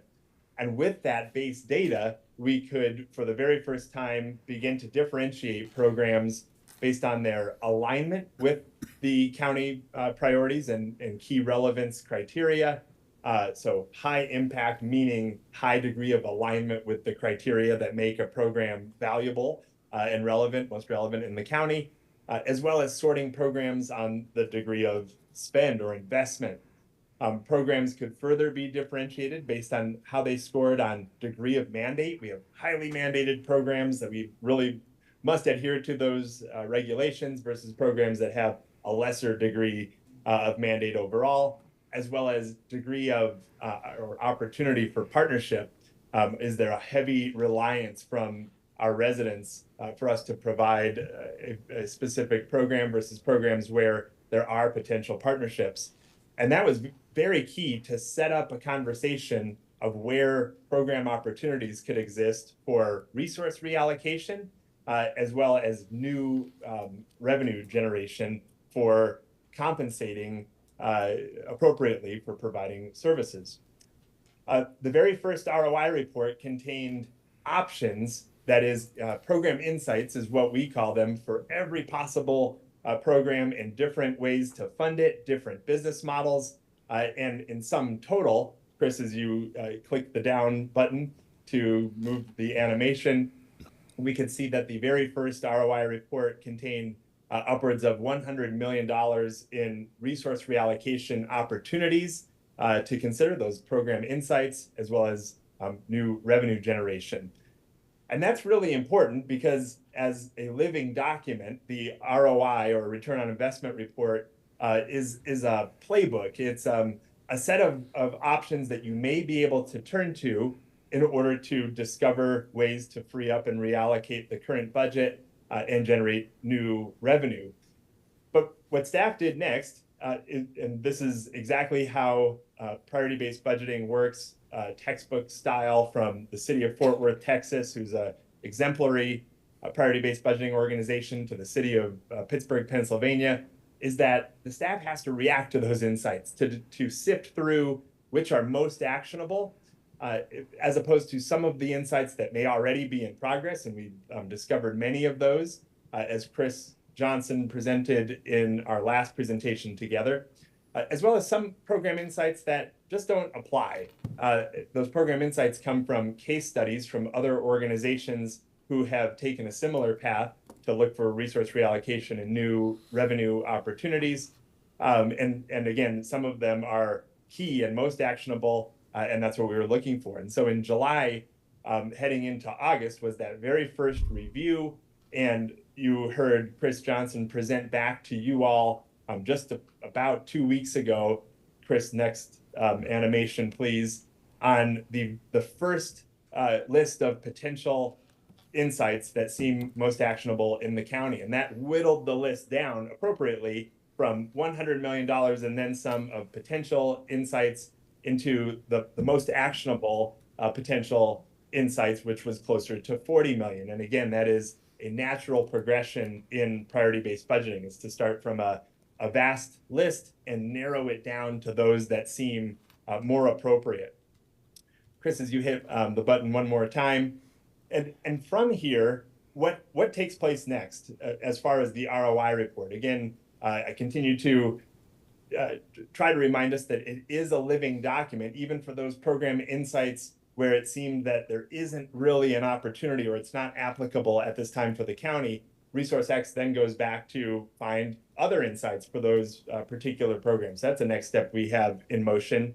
But in addition, as you see in this particular picture, from the $40 million in programmatic opportunities, we set in motion an implementation phase, a process to understand what it's going to take to execute on these program insights and actually reap the savings or generate the new revenue. And that process can take, for some of those insights, as you can imagine, it's very practical. Some of the insights are simpler and less complex than others. So maybe it's the next 3 to 6 months or before the end of the year. There is more information about how to move forward and execute on those insights, whereas some of the others might be a year or two in the making. That's exactly where we are in the path to take insights from potential energy. Here are impressive recommendations that the staff can act upon towards actually executing on those insights and being able to reap the savings overall. So that's what happens next with the return on investment report. Hey, Chris, can I interrupt for a second? Oh, yes. I don't want to lose focus from what you're saying. For me, sitting here straining, trying to read these, the screen, is there a way that we can enlarge the screen so that we can actually read it? I catch myself drifting from what you're saying, trying to read, and I can't. So, if there's a way we can, great. If not, we'll just listen. Commissioner, I have these slides separate, and I can provide them to you guys later on. Okay. If that works. They're from our last presentation. All right. So. And I can recommend a good ophthalmologist to fix your glasses. Thank you, Chris Johnson. Commissioner Hall, I apologize for the no worries. Small nature of these, but these are snapshots from previous presentations, so allusions to information just to jog our minds on what had been presented over the course of June, July, and August. That helps, knowing that I should have already seen these. Okay, so before we move on to the next slide, I think we had a breakthrough in the last meeting when I was on site to really understand that where ResourceX starts really diving into where savings could exist and where the staff dives into this is programmatic analysis in terms of relevancy. Are these programs the right businesses for us to be in? And if we choose to remain in these businesses, what are different business models? How can we fund these programs differently? And again, I want to state from the best practice communities like Fort Worth, Texas, this is where to start. But it's not the only deliverable. It's not the only area of focus. And so, Chris, if you wouldn't mind advancing the slide. We introduced at the last meeting when I was in town about 2 weeks ago, the fact that as we start to dive into the ROI report and look at that first $40 million worth of opportunities, we then start to also entertain program efficiency conversations. So it's relevance first. We're studying the key question. If you picture Maslow's hierarchy, we need to grapple with the programs that we want to provide and the business models and the revenue models. And then we begin to advance towards, okay, if we're happy with the program offering and we're considering how we might provide this particular program differently from a funding perspective, it's okay to begin to transition towards now streamlining or making that program more efficient. And our approach, as we've begun, if you remember, there was a priority-based budgeting blueprint that described how we tackle relevance, and that looks at sourcing programs and program efficiency and service level trade-offs and revenue ideas to appropriately compensate for work provided by way of fees for service and entrepreneurial revenue opportunities. In the efficiency analysis, we tackle positions. So we're looking at staffing for programs overall, looking for everything from cross-training and workforce flexibility opportunities, looking at common roles across the departments, looking for workforce pooling and flexible staffing. That's the analysis of positions, which we have that data, and every position is now allocated to programs. We look at process analysis. Where do we have key programs where we have repetitive processes where it's potentially advantageous to centralize programs that are offering similar functions? And then we look at program performance by way of benchmarking.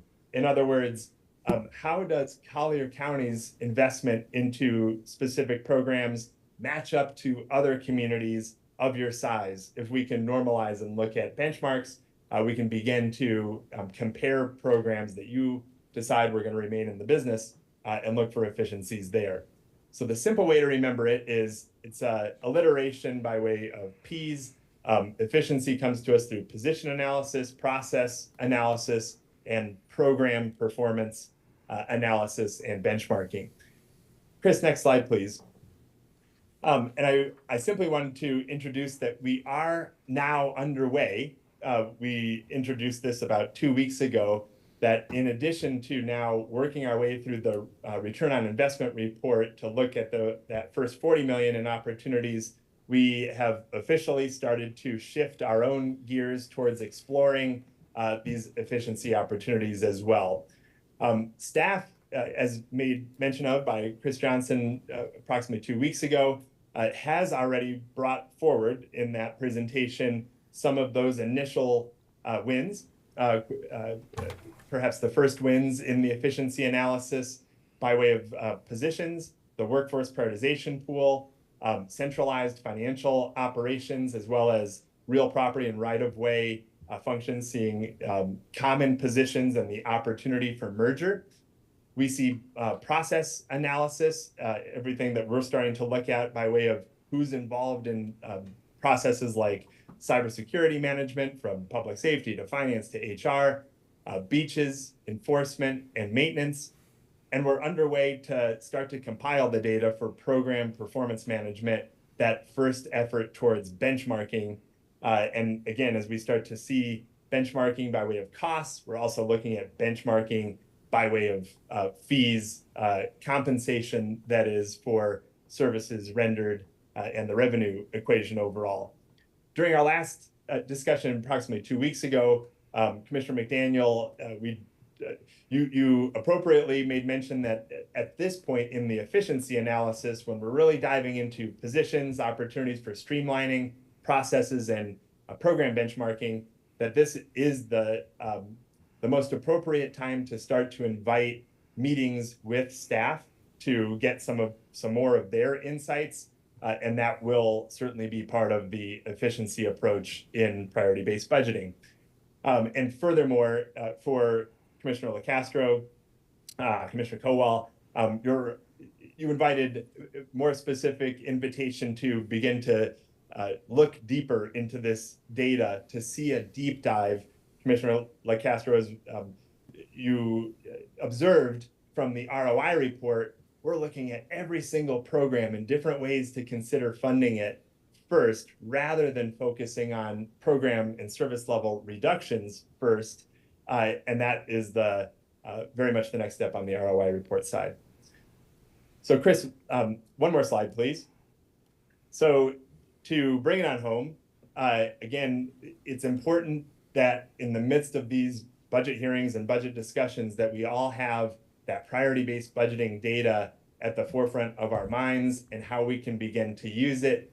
Commissioner Hall, 2 weeks ago, you mentioned you're starting to see the breakthrough, the method to the madness, moving from the data that we collect to first studying program relevancy. We don't study efficiency first, because if we study efficiency first, we're assuming the program will be delivered the same way. So we back up and we study, should we be in this business? How did it score relative to impact? Are there other business models that other communities like Fort Worth and Pittsburgh, and among hundreds of others, are challenging themselves to rethink revenue recovery, partnerships, and then once we're settled there, which we're right in the midst of that, and that's enormous kudos to staff for drilling down into that first 40 million of opportunities to discover.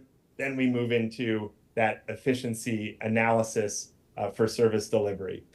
And so as I turn it back over to Chris and also entertain questions at this point, the purpose of my report and joining you today was just to keep priority-based budgeting at the forefront of your minds, the data that you have that you can question, that you can explore further for those opportunities. But I also always want to take the opportunity to just solidify this is the process that we go through: data, ROI report, program relevancy, followed by streamlining efficiency, positions, processes, program benchmarking, which we're heading into next. And that concludes my portion of the presentation. Thank you, Chris. And I'm going to pull up the other slideshow here. Did you guys have any questions for Mr. Fabian while I'm doing this? No, well presented. Thanks, Mr. Fabian. Thank you. Thank you, Chris. All right, and this slide here just kind of sums up some of the initiatives that Chris has discussed, resource alignment through the organizational realignment, workforce prioritization pool, fee right sizing, and fees for service. The board has implemented credit card fees be paid by the users. We've also recently, the water sewer district impact fees were approved, positioning the Collier County Water Sewer District for the future expansion that we have going out to the east. Privatization and partnerships, the ITN, I believe, has been received for the aquatics facility, so we're going through that process. And again, you'll be hearing level of service considerations moving forward. I wanted to briefly just kind of show you all a number related with one of these. So here we have our the page out of the budget book for the workforce prioritization pool. As you can see, this pool currently, and again, we're going to assess this one more time at the end of the month, has 31 allocated positions for a total balance of $3,017,300. And what we've done here is we've created cost centers for these positions to go into from the general fund and the unincorporated area general fund.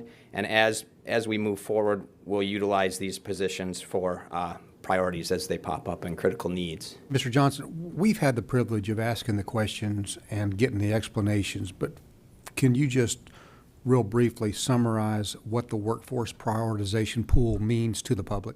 Certainly.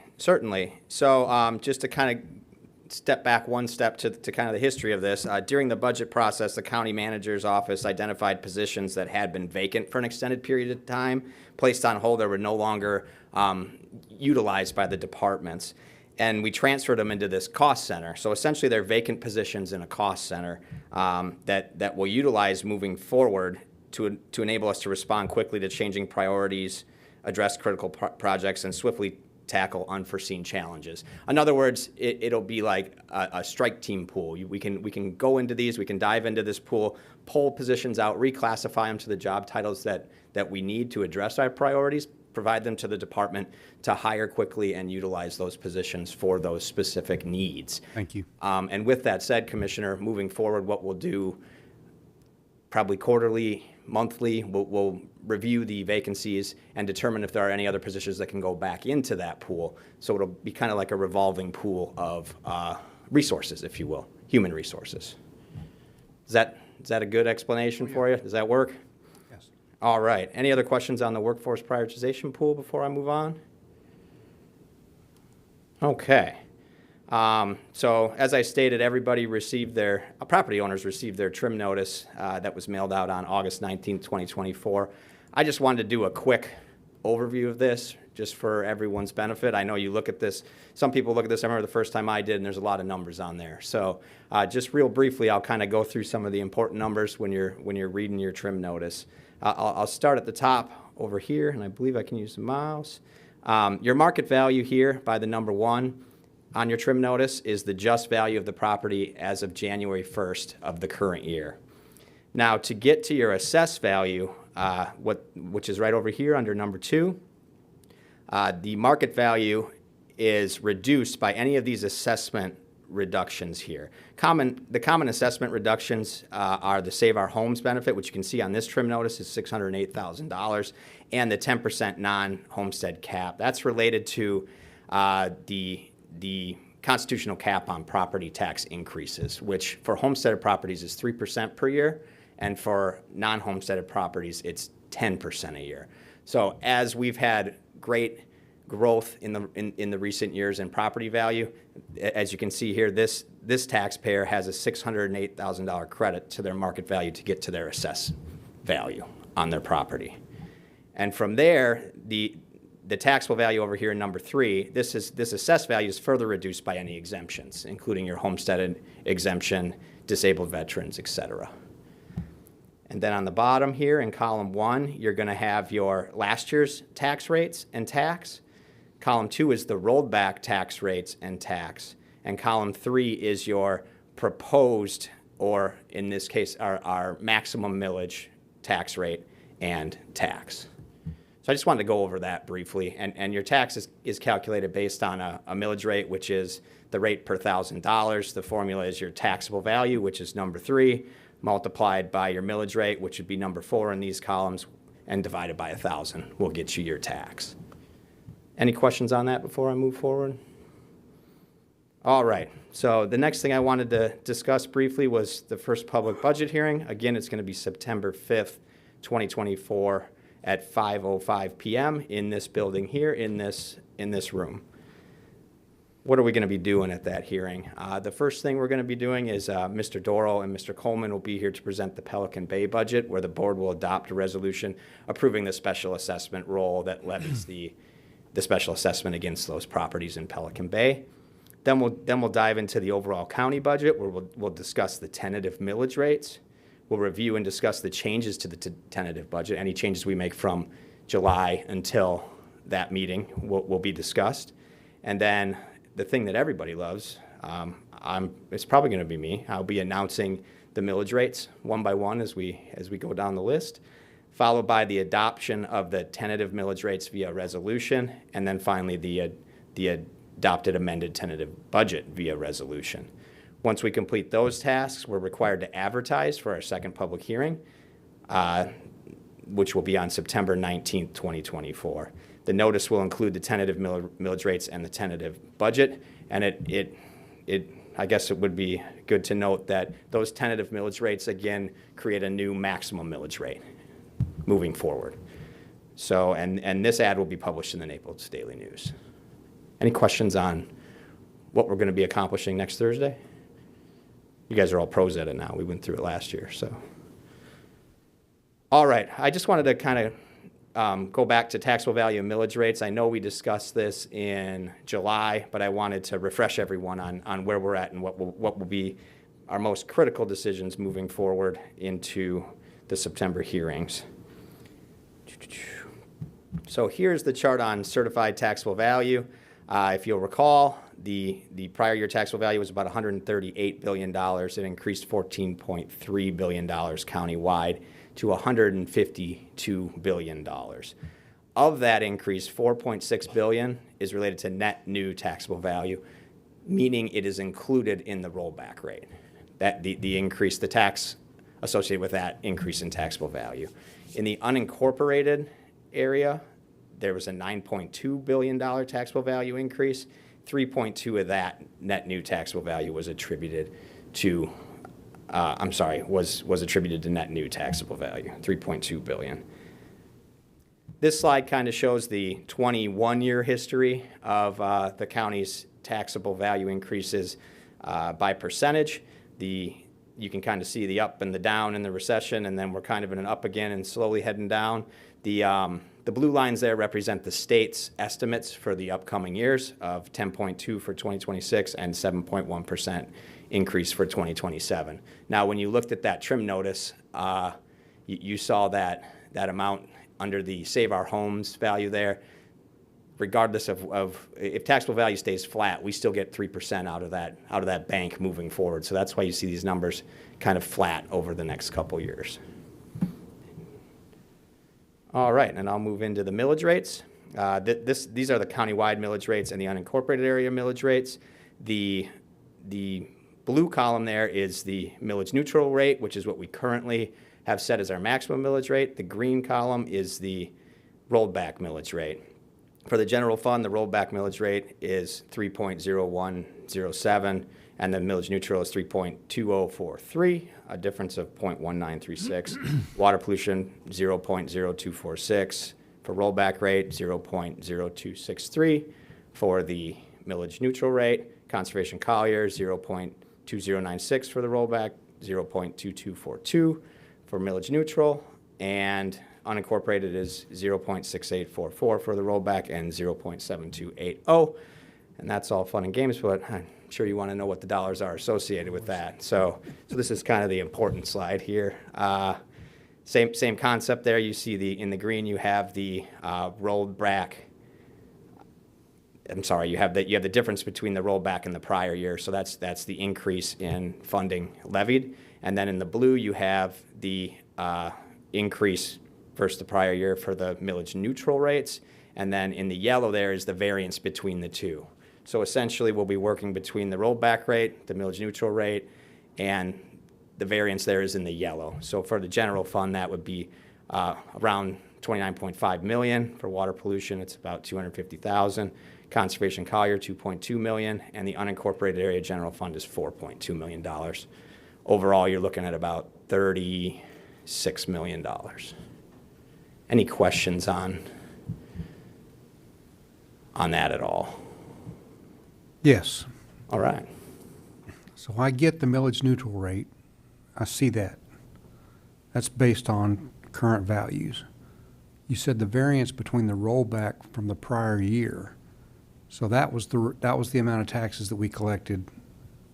So if you look at the green column there, Commissioner, that $14 million would be an increase over last year's tax dollars collected related to the net new taxable value. So on the other slide I showed you there was that 4.6 related to growth. That number there, that $14 million, is what you would collect based on that. At the same rate from last year. No, that would be at the rolled back Rolling rate. it back. Yes, correct. We would have a $15 million increase. In dollars collected, Okay. tax dollars collected. That helps me. No problem. Any other questions? Mr. Chairman, just, if I might, Yeah. just one quick one. The sheriff's budget, just to put this in some perspective, the proposed increase in the sheriff's budget is how much? Got that right here, if you give me just 1 second. I think it's 11 million different. I think it's 6.5%.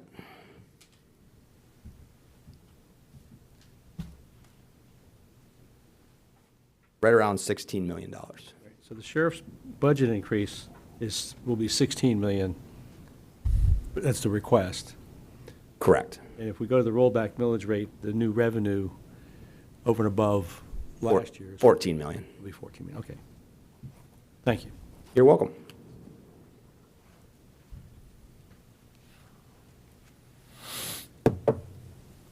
All right. Any other questions? Moving on from there, we have the maximum millage rates for the MSTUs listed here. Those were based on the operating needs and any capital allocations for the upcoming fiscal year.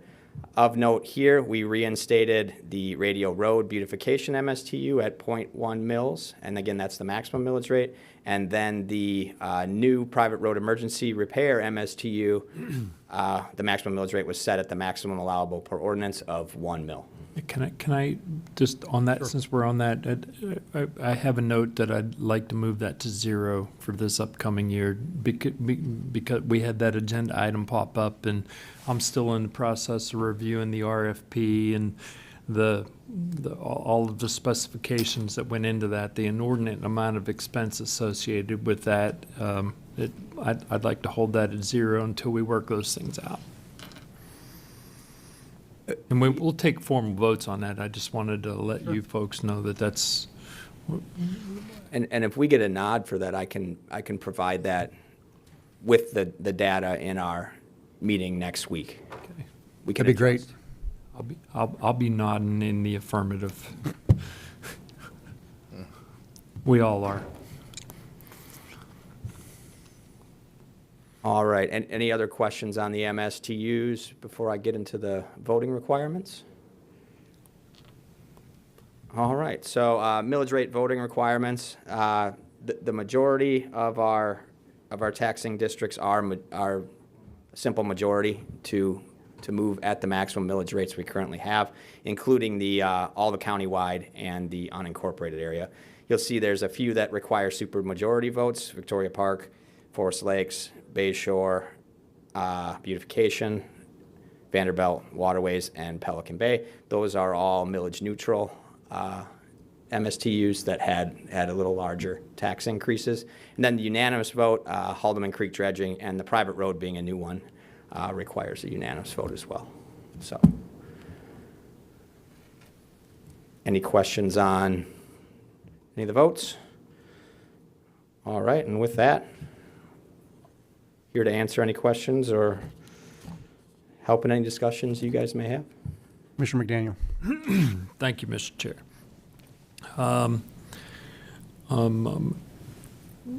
If you would please reiterate the guidance that we put forth with regard to year-over-year increases for budget expenses? Certainly. It was 3.5% on the department level. On a department level? Correct. Okay. I'd like that to be exemplified as we're moving through these last steps in this budget. Just how many departments actually met that requisite that was put out, and both including the constitutionals as well. All right. One of the things I think it's important, forgive me for jumping around, but I'll endeavor to stay on track. But one of the things that I'd like for us to do as we're moving forward with the initiatives that are being proposed by Resource X, by staff-generated savings, if you will, it's very difficult for our general public, in my perception, to perceive a tax savings. We can all say that we did a rollback last year and it was a $62 million savings, but as you have shown, that it actually works out to be $40, $50 a household, depending on whether they're a homesteaded property or not. What I want to see going forward, when we do delineate a savings, wherever it's delineated, I would like for discussion for this board to have to begin the process of fencing off those savings of those revenues that are generated in the savings, fencing them off and designating them for specific needed projects. And that's just a philosophy that I think would help our community grasp the generated savings and see the validity in how we're reallocating funding or in actually effectuating a savings and what they're in fact going to be used for. Also with Resource X, they tend to treat our county as one.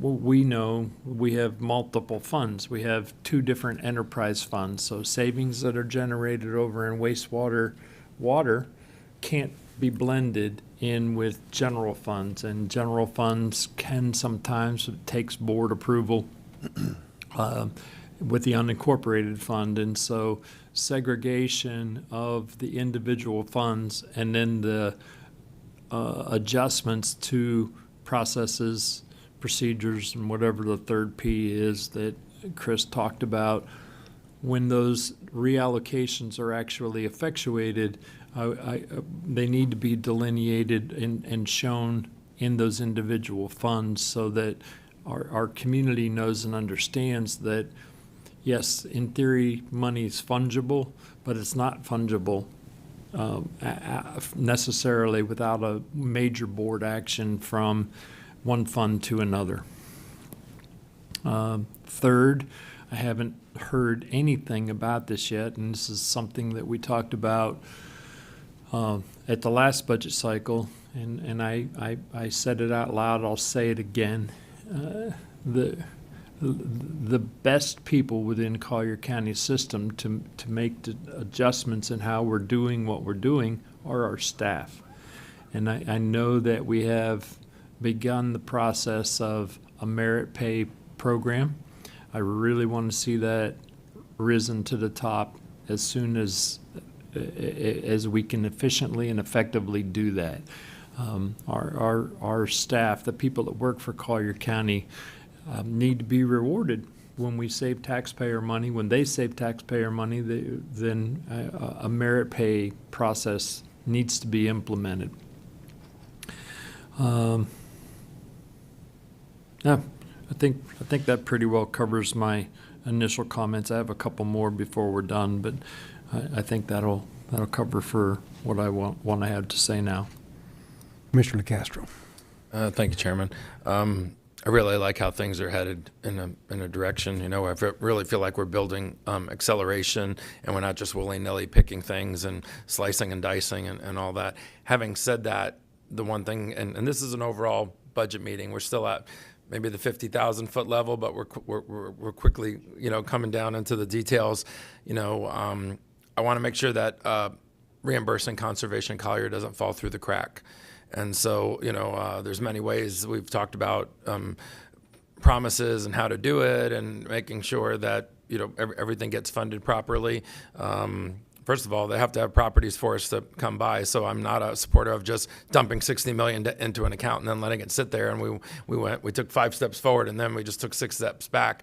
But just to make sure it continues to be in the discussion, because as we get to the finer points of now taking action, that is one thing hanging out there that I want to make sure we take action on, because I've been very impressed with what the team and the new process and our focus has done on Conservation Collier. I've said it before, in my district, we've bought more property in the past 10 months than probably the past 10 years, but we still have that loose end out there of reimbursement, the proper funding. So that all works into this discussion here.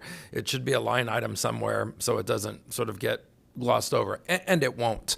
But I just, you know, when we get to those slides where it needs to be on there, let's make sure we just don't forget it. But I'm really encouraged with the direction and the deep dive that's being done. Appreciate that. We'll be sure to provide options. Yes, sir. Thank you. If I can add one proviso on that, because that was one of my notes, but that is we need to specify the amount that was utilized out of Conservation Collier. The original proposition was the entire refund, if you will, to the rollback rate, but there were some legal issues that only, I think we ended up with 29 million, not the full 62 million coming out of Conservation Collier. We just need to delineate. There you go. 29.6. Okay, there you go. 28, 29. I'm going to go ahead and chime in on that. We never, ever talked about paying Conservation Collier back in last year's discussions. We took that money because that money was basically sitting dormant and not usable. And then, in addition to that, we made provisions within that Collier County ordinance that we can't use that money anymore unless we declare an emergency. So that money's protected. We have funded more stuff with Conservation Collier. That fund is as healthy as it's ever been. And so for us to take money to charge the taxpayers to put money back into basically a dormant account because there's already money to fund it. I don't think that makes good fiscal sense. And I'm going to be loud about it, and I'm going to be red-faced about it, not because I'm all red in the face, but because I'm red in the face.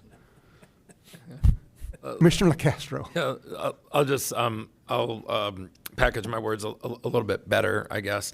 First of all, it's premature to decide what we're putting back in the conservation collar, if anything. I just want to make sure that discussion doesn't get lost. We might all decide here that it's healthy right where it is, but it's certainly something that absorbs money. I am a big proponent of and a positive supporter of what we did to it, even though some people don't understand it. And so it's just a matter of I want to make sure we have that discussion. In the end, it might be that all 5 of us think it's healthy where it is. So I'm not proposing like when are we dumping in the money, but that it definitely needs to be part of the discussion.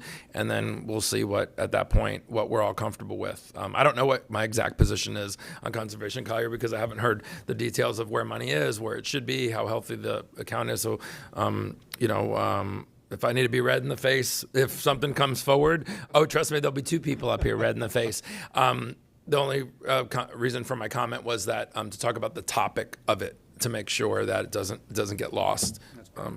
Thank you. We'll be sure to bring that to Mr. McDaniel. Yes, and there'll be 3 of us red-faced. You're getting a red face is tricky for you with your complexion. Mine's natural. He and I will go like that whenever it comes forward. I want to say this.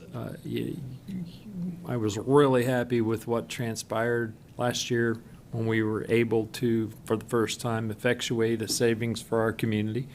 I also made commitments to our folks in the environmental community during the break while we were talking that efforts would be made to replace those funds that were utilized to support the budget as what was proposed by our staff when that came forward. How that gets accomplished, as Commissioner LaCastro has adeptly said, is really immaterial. I just want it to be a discussion point, and for us to there are a multitude of ways, and we don't need to beat the horse right now. Literally, we don't need to beat that right now with regard to how to get there from here. I feel obligated to replace those funds. I told our folks in the environmental community that was going to transpire in some form or fashion. How we get there, we can all flip a coin and figure out. We don't need to beat it right now, but I would like to, I'm pleased to see that it's a topic of discussion. Any other questions or discussion? All right, Troy, do we have any public speakers on this? That's it. Thank you, gentlemen. Thanks. Standing. Commissioners, that brings us back to item 15C. This is staff and commission general communications. Did we not have any speakers on the budget? We did not. No. Okay. I thought there was, if I might go back for just a second, I apologize to the board. I thought go there was ahead. going to be a speaker or 2 potentially. We got away without you saying anything. Now we got to go back. Just real quick, I'm going to reiterate something I said earlier. In terms of the spay neutering budget item, we have about $770,000 in the budget for the spay and neutering programs, but they're very restrictive in how we can use those funds. And what I'm going to ask the board to do is to give staff maximum flexibility in spending those funds to reduce the number of cats and dogs that are ultimately winding up in our shelter. I handed out to you a document that was prepared by, is it Ava or is it Ava? Okay, by Ava. I want to make sure I pronounce your name properly. That really kind of addresses that issue and how we can be more flexible in the use of those dollars that will ultimately save us money in the long run. And so I just want to again reiterate that there'll be some discussion of that, and would like for staff to prepare some language in the budget that gives you that flexibility, and would like for staff also to provide an amendment to Resolution 2017-04, I believe, that provides that flexibility for staff to spend those dollars in more creative ways. Yes, sir. I totally agree with the more spay and neuter that we can accomplish, the longer term positive effects we're going to have. My question though is, and again, I'm in support of the rationale. My question is, we've just hired a new director for DAS. Has this proposition been vetted before the advisory board for DAS yet? I believe the answer is yes, and the new administrator was a member of the advisory board until she became the administrator of the department, and is, to my knowledge, fully aware of making sure that we provide flexibility. There are a couple of folks that might be able to expand on that. I know Laurie Harris, you're a member of the of that DAS advisory board. Am I incorrect, or am I correct that the board does know about these proposals? Let the record reflect that they're acknowledging that the board is aware of this and is supportive of this. I just would like it to be verified that it has been brought to the DAS advisory board, and the new executive director has ratified the discussion. There are a lot of organizations that are out there that do perform these services, and I want to make sure that it is publicly vetted and appropriated accordingly. So I'm totally in favor of increasing those efforts. The long term, that's the answer to a lot of our circumstances. Absolutely. Why should we limit ourselves to our efforts when we can provide vouchers and get it all done? All right. Thank you, gentlemen. Thank you. I just want the record to reflect that Johnson heard me talking about adjusting the board schedule today, and he didn't leave and go work. He sat right back there and didn't do anything until we got to him anyway. So have a look at that. Practice makes perfect.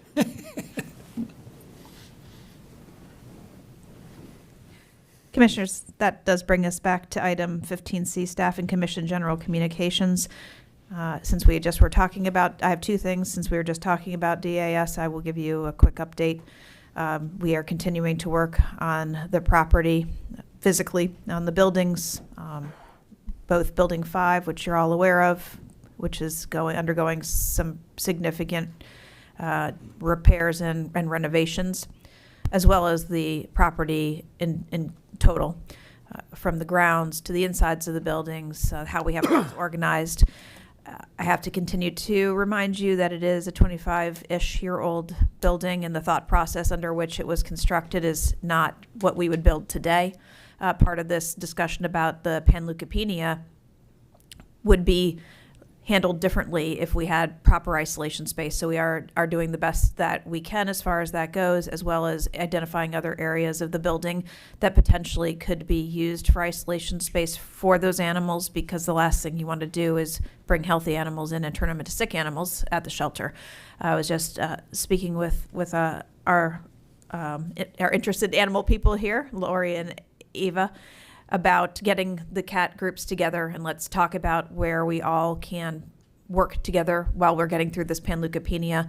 I'm sure that there's ideas that others have. They've been doing this a long time. We get a little working group together to explore options of how we do this and how we do it differently in the future, because this won't be the last time that we have panleukopenia. It's just you're hearing about it now as part of that added transparency that we're trying to provide both to this board but also to the public. So we'll get that group together and bring some options forward. We are actively working this spay-neuter idea, as well as being able to partner with folks like Jim Rich and with SNP Collier with their mobile unit to be able to do some additional spaying and neutering and potentially help with some of our community cat programs. So all those things are ongoing. The new director will be starting on Tuesday.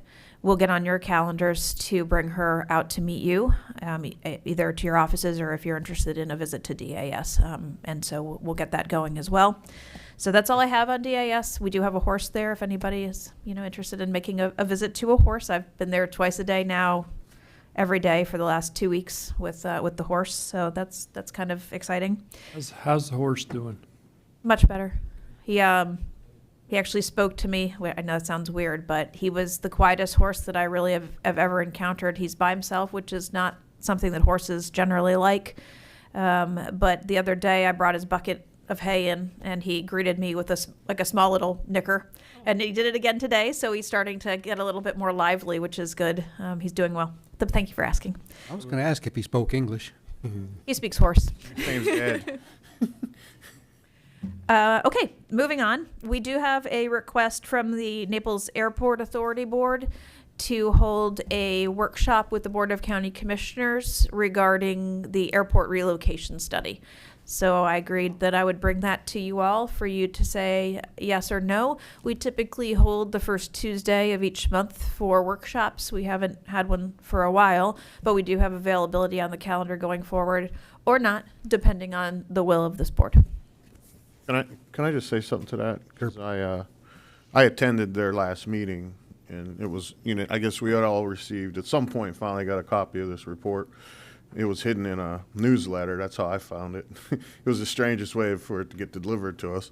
But once we got some clarity, and I did find it, and then I had the opportunity. But I did go to the board and kind of listen to what their discussion was, and the people actually did the study. And I just felt, because the airport is in my district, I have an interest in it, and those are my constituents that live in the city of Naples. And, they're using a lot of their tax dollars to do these studies. And, and to me, I feel like when they talked about wanting to bring forth and have a conversation with us, and I brought it towards the county manager and the city manager to maybe get together and have this sit down. And because in the stages of this report, if you guys remember, there's like 1 or 2 front end stages of this thing, but this thing goes on for 20 years. I mean, this airport would take 20 years to be built and open, and I don't want to see any more wasted tax dollars if this really doesn't have any traction. And I think this first or second phase of this thing is come before us. So I think it behoove us to have them hear their side of their, whatever their comments are, and bring it to us, and then, in the sunshine as a form of a meeting. So I feel it's probably important, because if it doesn't require to go any further than that, I mean, I can't say it will or won't, but that would definitely save the taxpayers a lot of money moving forward. So, Commissioner McDaniel. On that note, I have 2 suggestions. Number one, don't have the workshop at all. I don't think it's requisite. It's an inordinate expense for us to be given consideration to a report that was done without any communication. I mean, the 5 proposed locations that they suggested, 4 of them are in District 5, and they never even called me. And so I don't have any interest in pursuing relocating that airport. That airport is a separate authority. They have the right to do whatever they want to do when they want to do it, and if they require us to give permission for that at some stage, we can give permission to it. I don't. If you do decide to have a workshop, have it in the 2nd or 3rd week of November. Just in case you decide to have a workshop, that's my suggestion. That's a great time. Yeah, it's a great time. I was thinking right about antler season. I'm not saying anything. There is an environmental wildlife survey going to be conducted during that time. And the only reason I think some light should be shed on from our opinion on this is because I think in stage 2, it falls back on us to do, rezoning these possible properties in the future. And if that's not even an option, or nobody has the desire to do that, this stops there. Let's just stop it now. Stop it now. Yeah. I'm I have no okay with stopping it now. I'm in the sunshine, and I can say no now like I could say no in a workshop. So no now is better. Okay. Commissioner LaCastro. Yeah, I was going to say, if this was about the Marco Island Executive Airport, I'd be your representation. And so, Commissioner Colwell going to the meetings and being our representation, I think for this point in time is sufficient. I'm not against meeting with anybody, but pulling us into this discussion, what I think is prematurely, having a workshop here all of a sudden makes us sort of part of this discussion. And I don't think that's advantageous unless somebody can convince me it is. But, it's a controversial topic. It's in the city. I say this sometimes about Marco Island because it's my municipality. Everything that's good, you know, sometimes the municipality wants to own. Then when it's something that's controversial, it's like, hey, county, you know, we want to sort of have a workshop and pull you into this discussion. This is something that's in their municipality. It's obviously in your district. If there was some value to having a discussion, but I think without a workshop, people can meet with us, which they haven't done.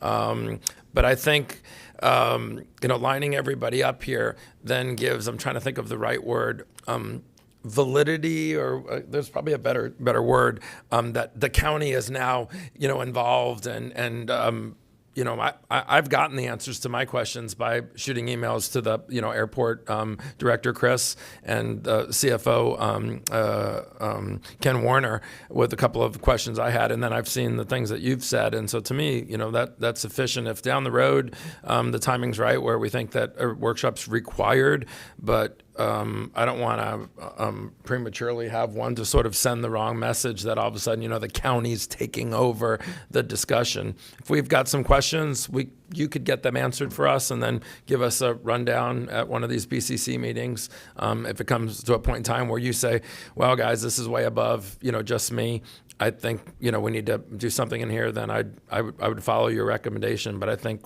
you know, did you just make a motion to nominate Commissioner Kowal to be our spokesman in that regard? Do I have a second? Second. That's actually a good idea to have a liaison to the.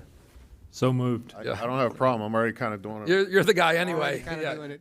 Go ahead, Commissioner Saunders. But there was a comment made by one of their members, so he's only one commissioner. Well, I gave my opinion that day, and I guess he didn't like it. So.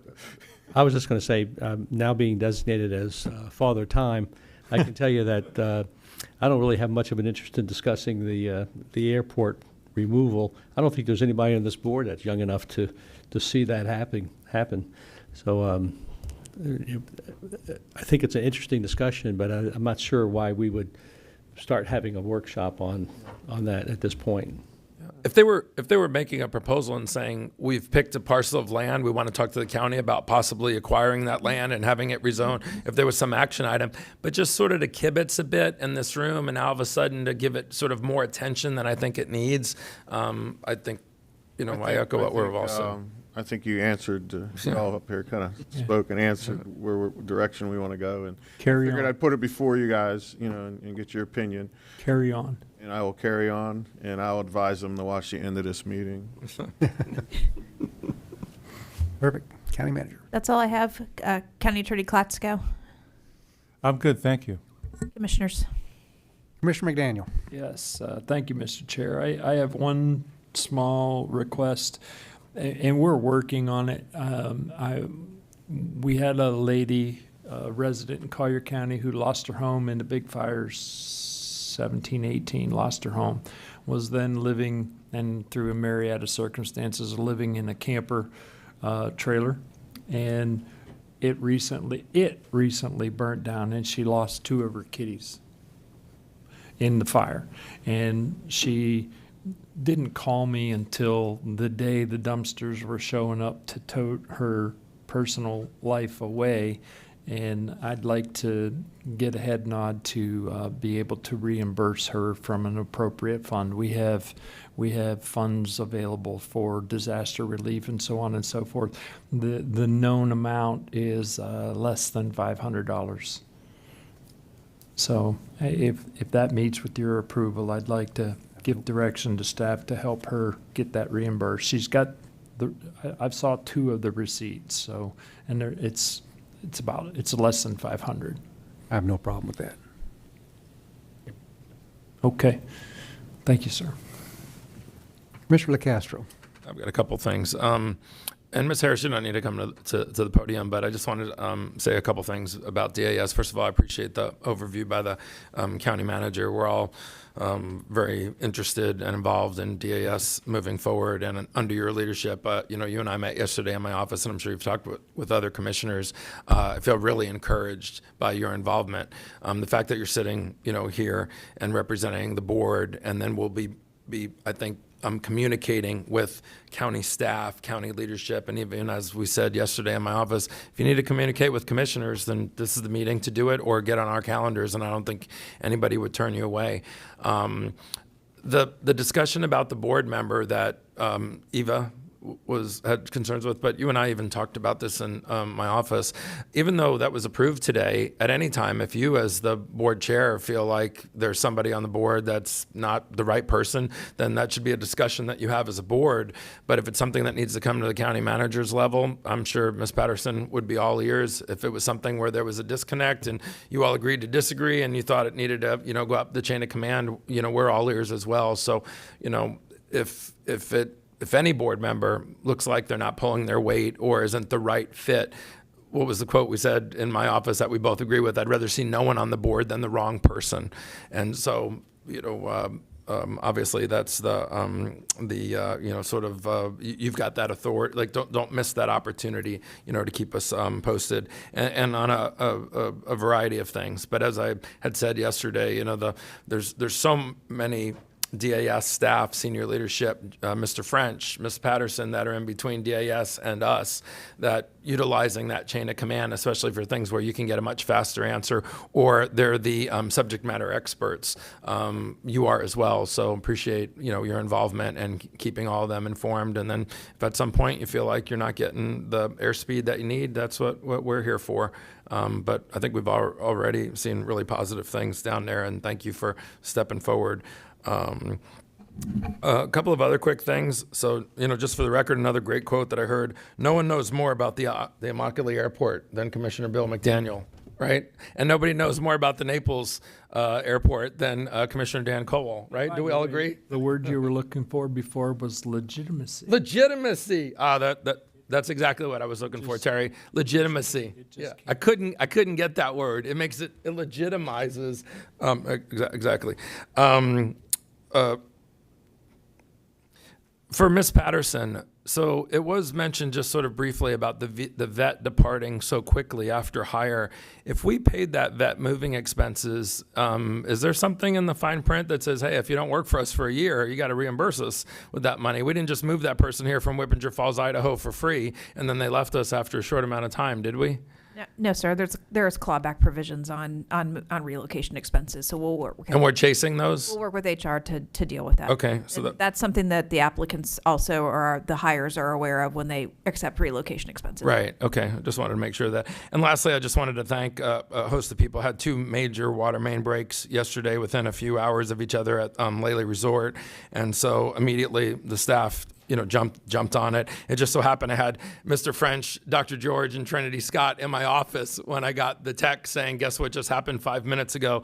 But I want to thank Dr. George, you and your team, and the constant communication you had with me all day yesterday. And then when we had the second break at 4 p.m., you and your team were really on it. I got nothing but positive notes from key Lely Resort citizens saying how impressed they were with the reaction, sense of urgency, the amount of people that were out there trying to do good work. I'd asked you for a couple names that maybe are behind the scenes people that I wanted to recognize that I weren't aware of, and you said Miss Libby.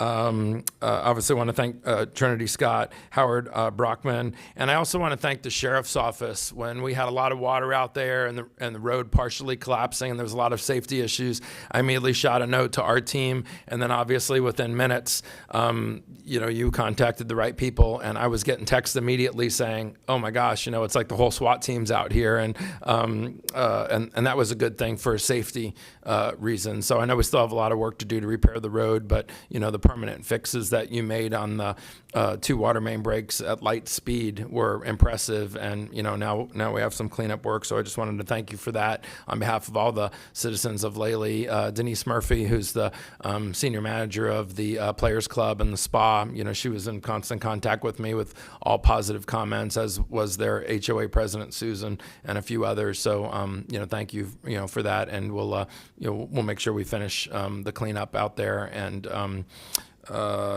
also, the way you got out the word so people didn't panic about that they needed to boil water. That's always the first question. You were able to confirm quickly that there wasn't a boil water notice needed, and we got out that word, much much faster and more efficiently than we had in the past as well. So kudos to you, Dr. George and your team and everybody that was involved. Ms. Patterson, really appreciate it. So thank you.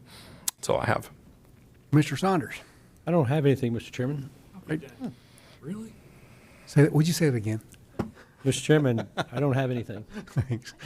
Commissioner Kowal. Thank you, Chairman. I just wanted to just shed a little light on why I had that 16B3 from the consent agenda pulled from this particular. I just wanted to kind of have it moved or have some more input from staff for some reasons why, because we own the property on the other side of the weir, and then we want to buy a piece of property just to work on the weir. So I'd like to go a deeper dive on that. So other than that, good meeting. I did go to DAS. I made a surprise visit there last week. I dropped off 24 donuts for the volunteers. The problem is it started raining and they all started going home, so I don't know who ate the donuts, but I paid for it out of my own money, so anybody could have ate it. So ate the donuts. I believe that's the right thing to do. But no, I didn't see the actual horse, but I saw the pictures of what they brought the horse in when the sheriff's department removed it from the owner and brought it in. It was pretty. It looked like a skeleton with skin on it, basically. It was not the greatest image or what you expect to see what a horse looked like. But I think I got a chance to see Building 5. They're doing a lot of work in there. They're in there really mitigating that thing, getting it down to the bare bones, down to the metal inside, getting all the contaminants may have been from some of our rodent issue in there. And I think everybody's moving in the right direction. I mean, just initially, you just walk into, unannounced like that somewhere, and you go into some of the buildings, they don't have time to clean up, or they don't have time to put things away or make it look pretty. And I was impressed. The smell, everything was right on spot. So I think we're moving in the right direction. Kudos to everybody that's been really rolling up their sleeves and, getting down to the nitty gritty to get that place in the right direction. So Agreed. But other than that, that's all I got. Thank you. I want to end with, the public, when they're in opposition of something, they make a lot of assumptive statements, and they make a lot of, things, like just we had the discussion on Track 10, several months ago, where Suave Development, we traded them for some extra height for 3 acres. And some of the public comment came in and said, this golf course that they're building, they're going to flood our homes. And I just want to let the public know that sometimes those assumptive statements are false. In this last storm that we had a lot of rain before Tropical Storm Debbie. And then when we had Debbie, there is a swale that is between Tarpon Cove and the new golf course. And I just wanted to report that swale handled every bit of amount of water, and there wasn't even water standing in it, and the homes were not even close to being flooded. So shout out to Suave Development for a great job in doing what they said they were going to do, and also to the Tarpon Cove people that you're in safe hands. So with that, I have no other comments. Meeting adjourned.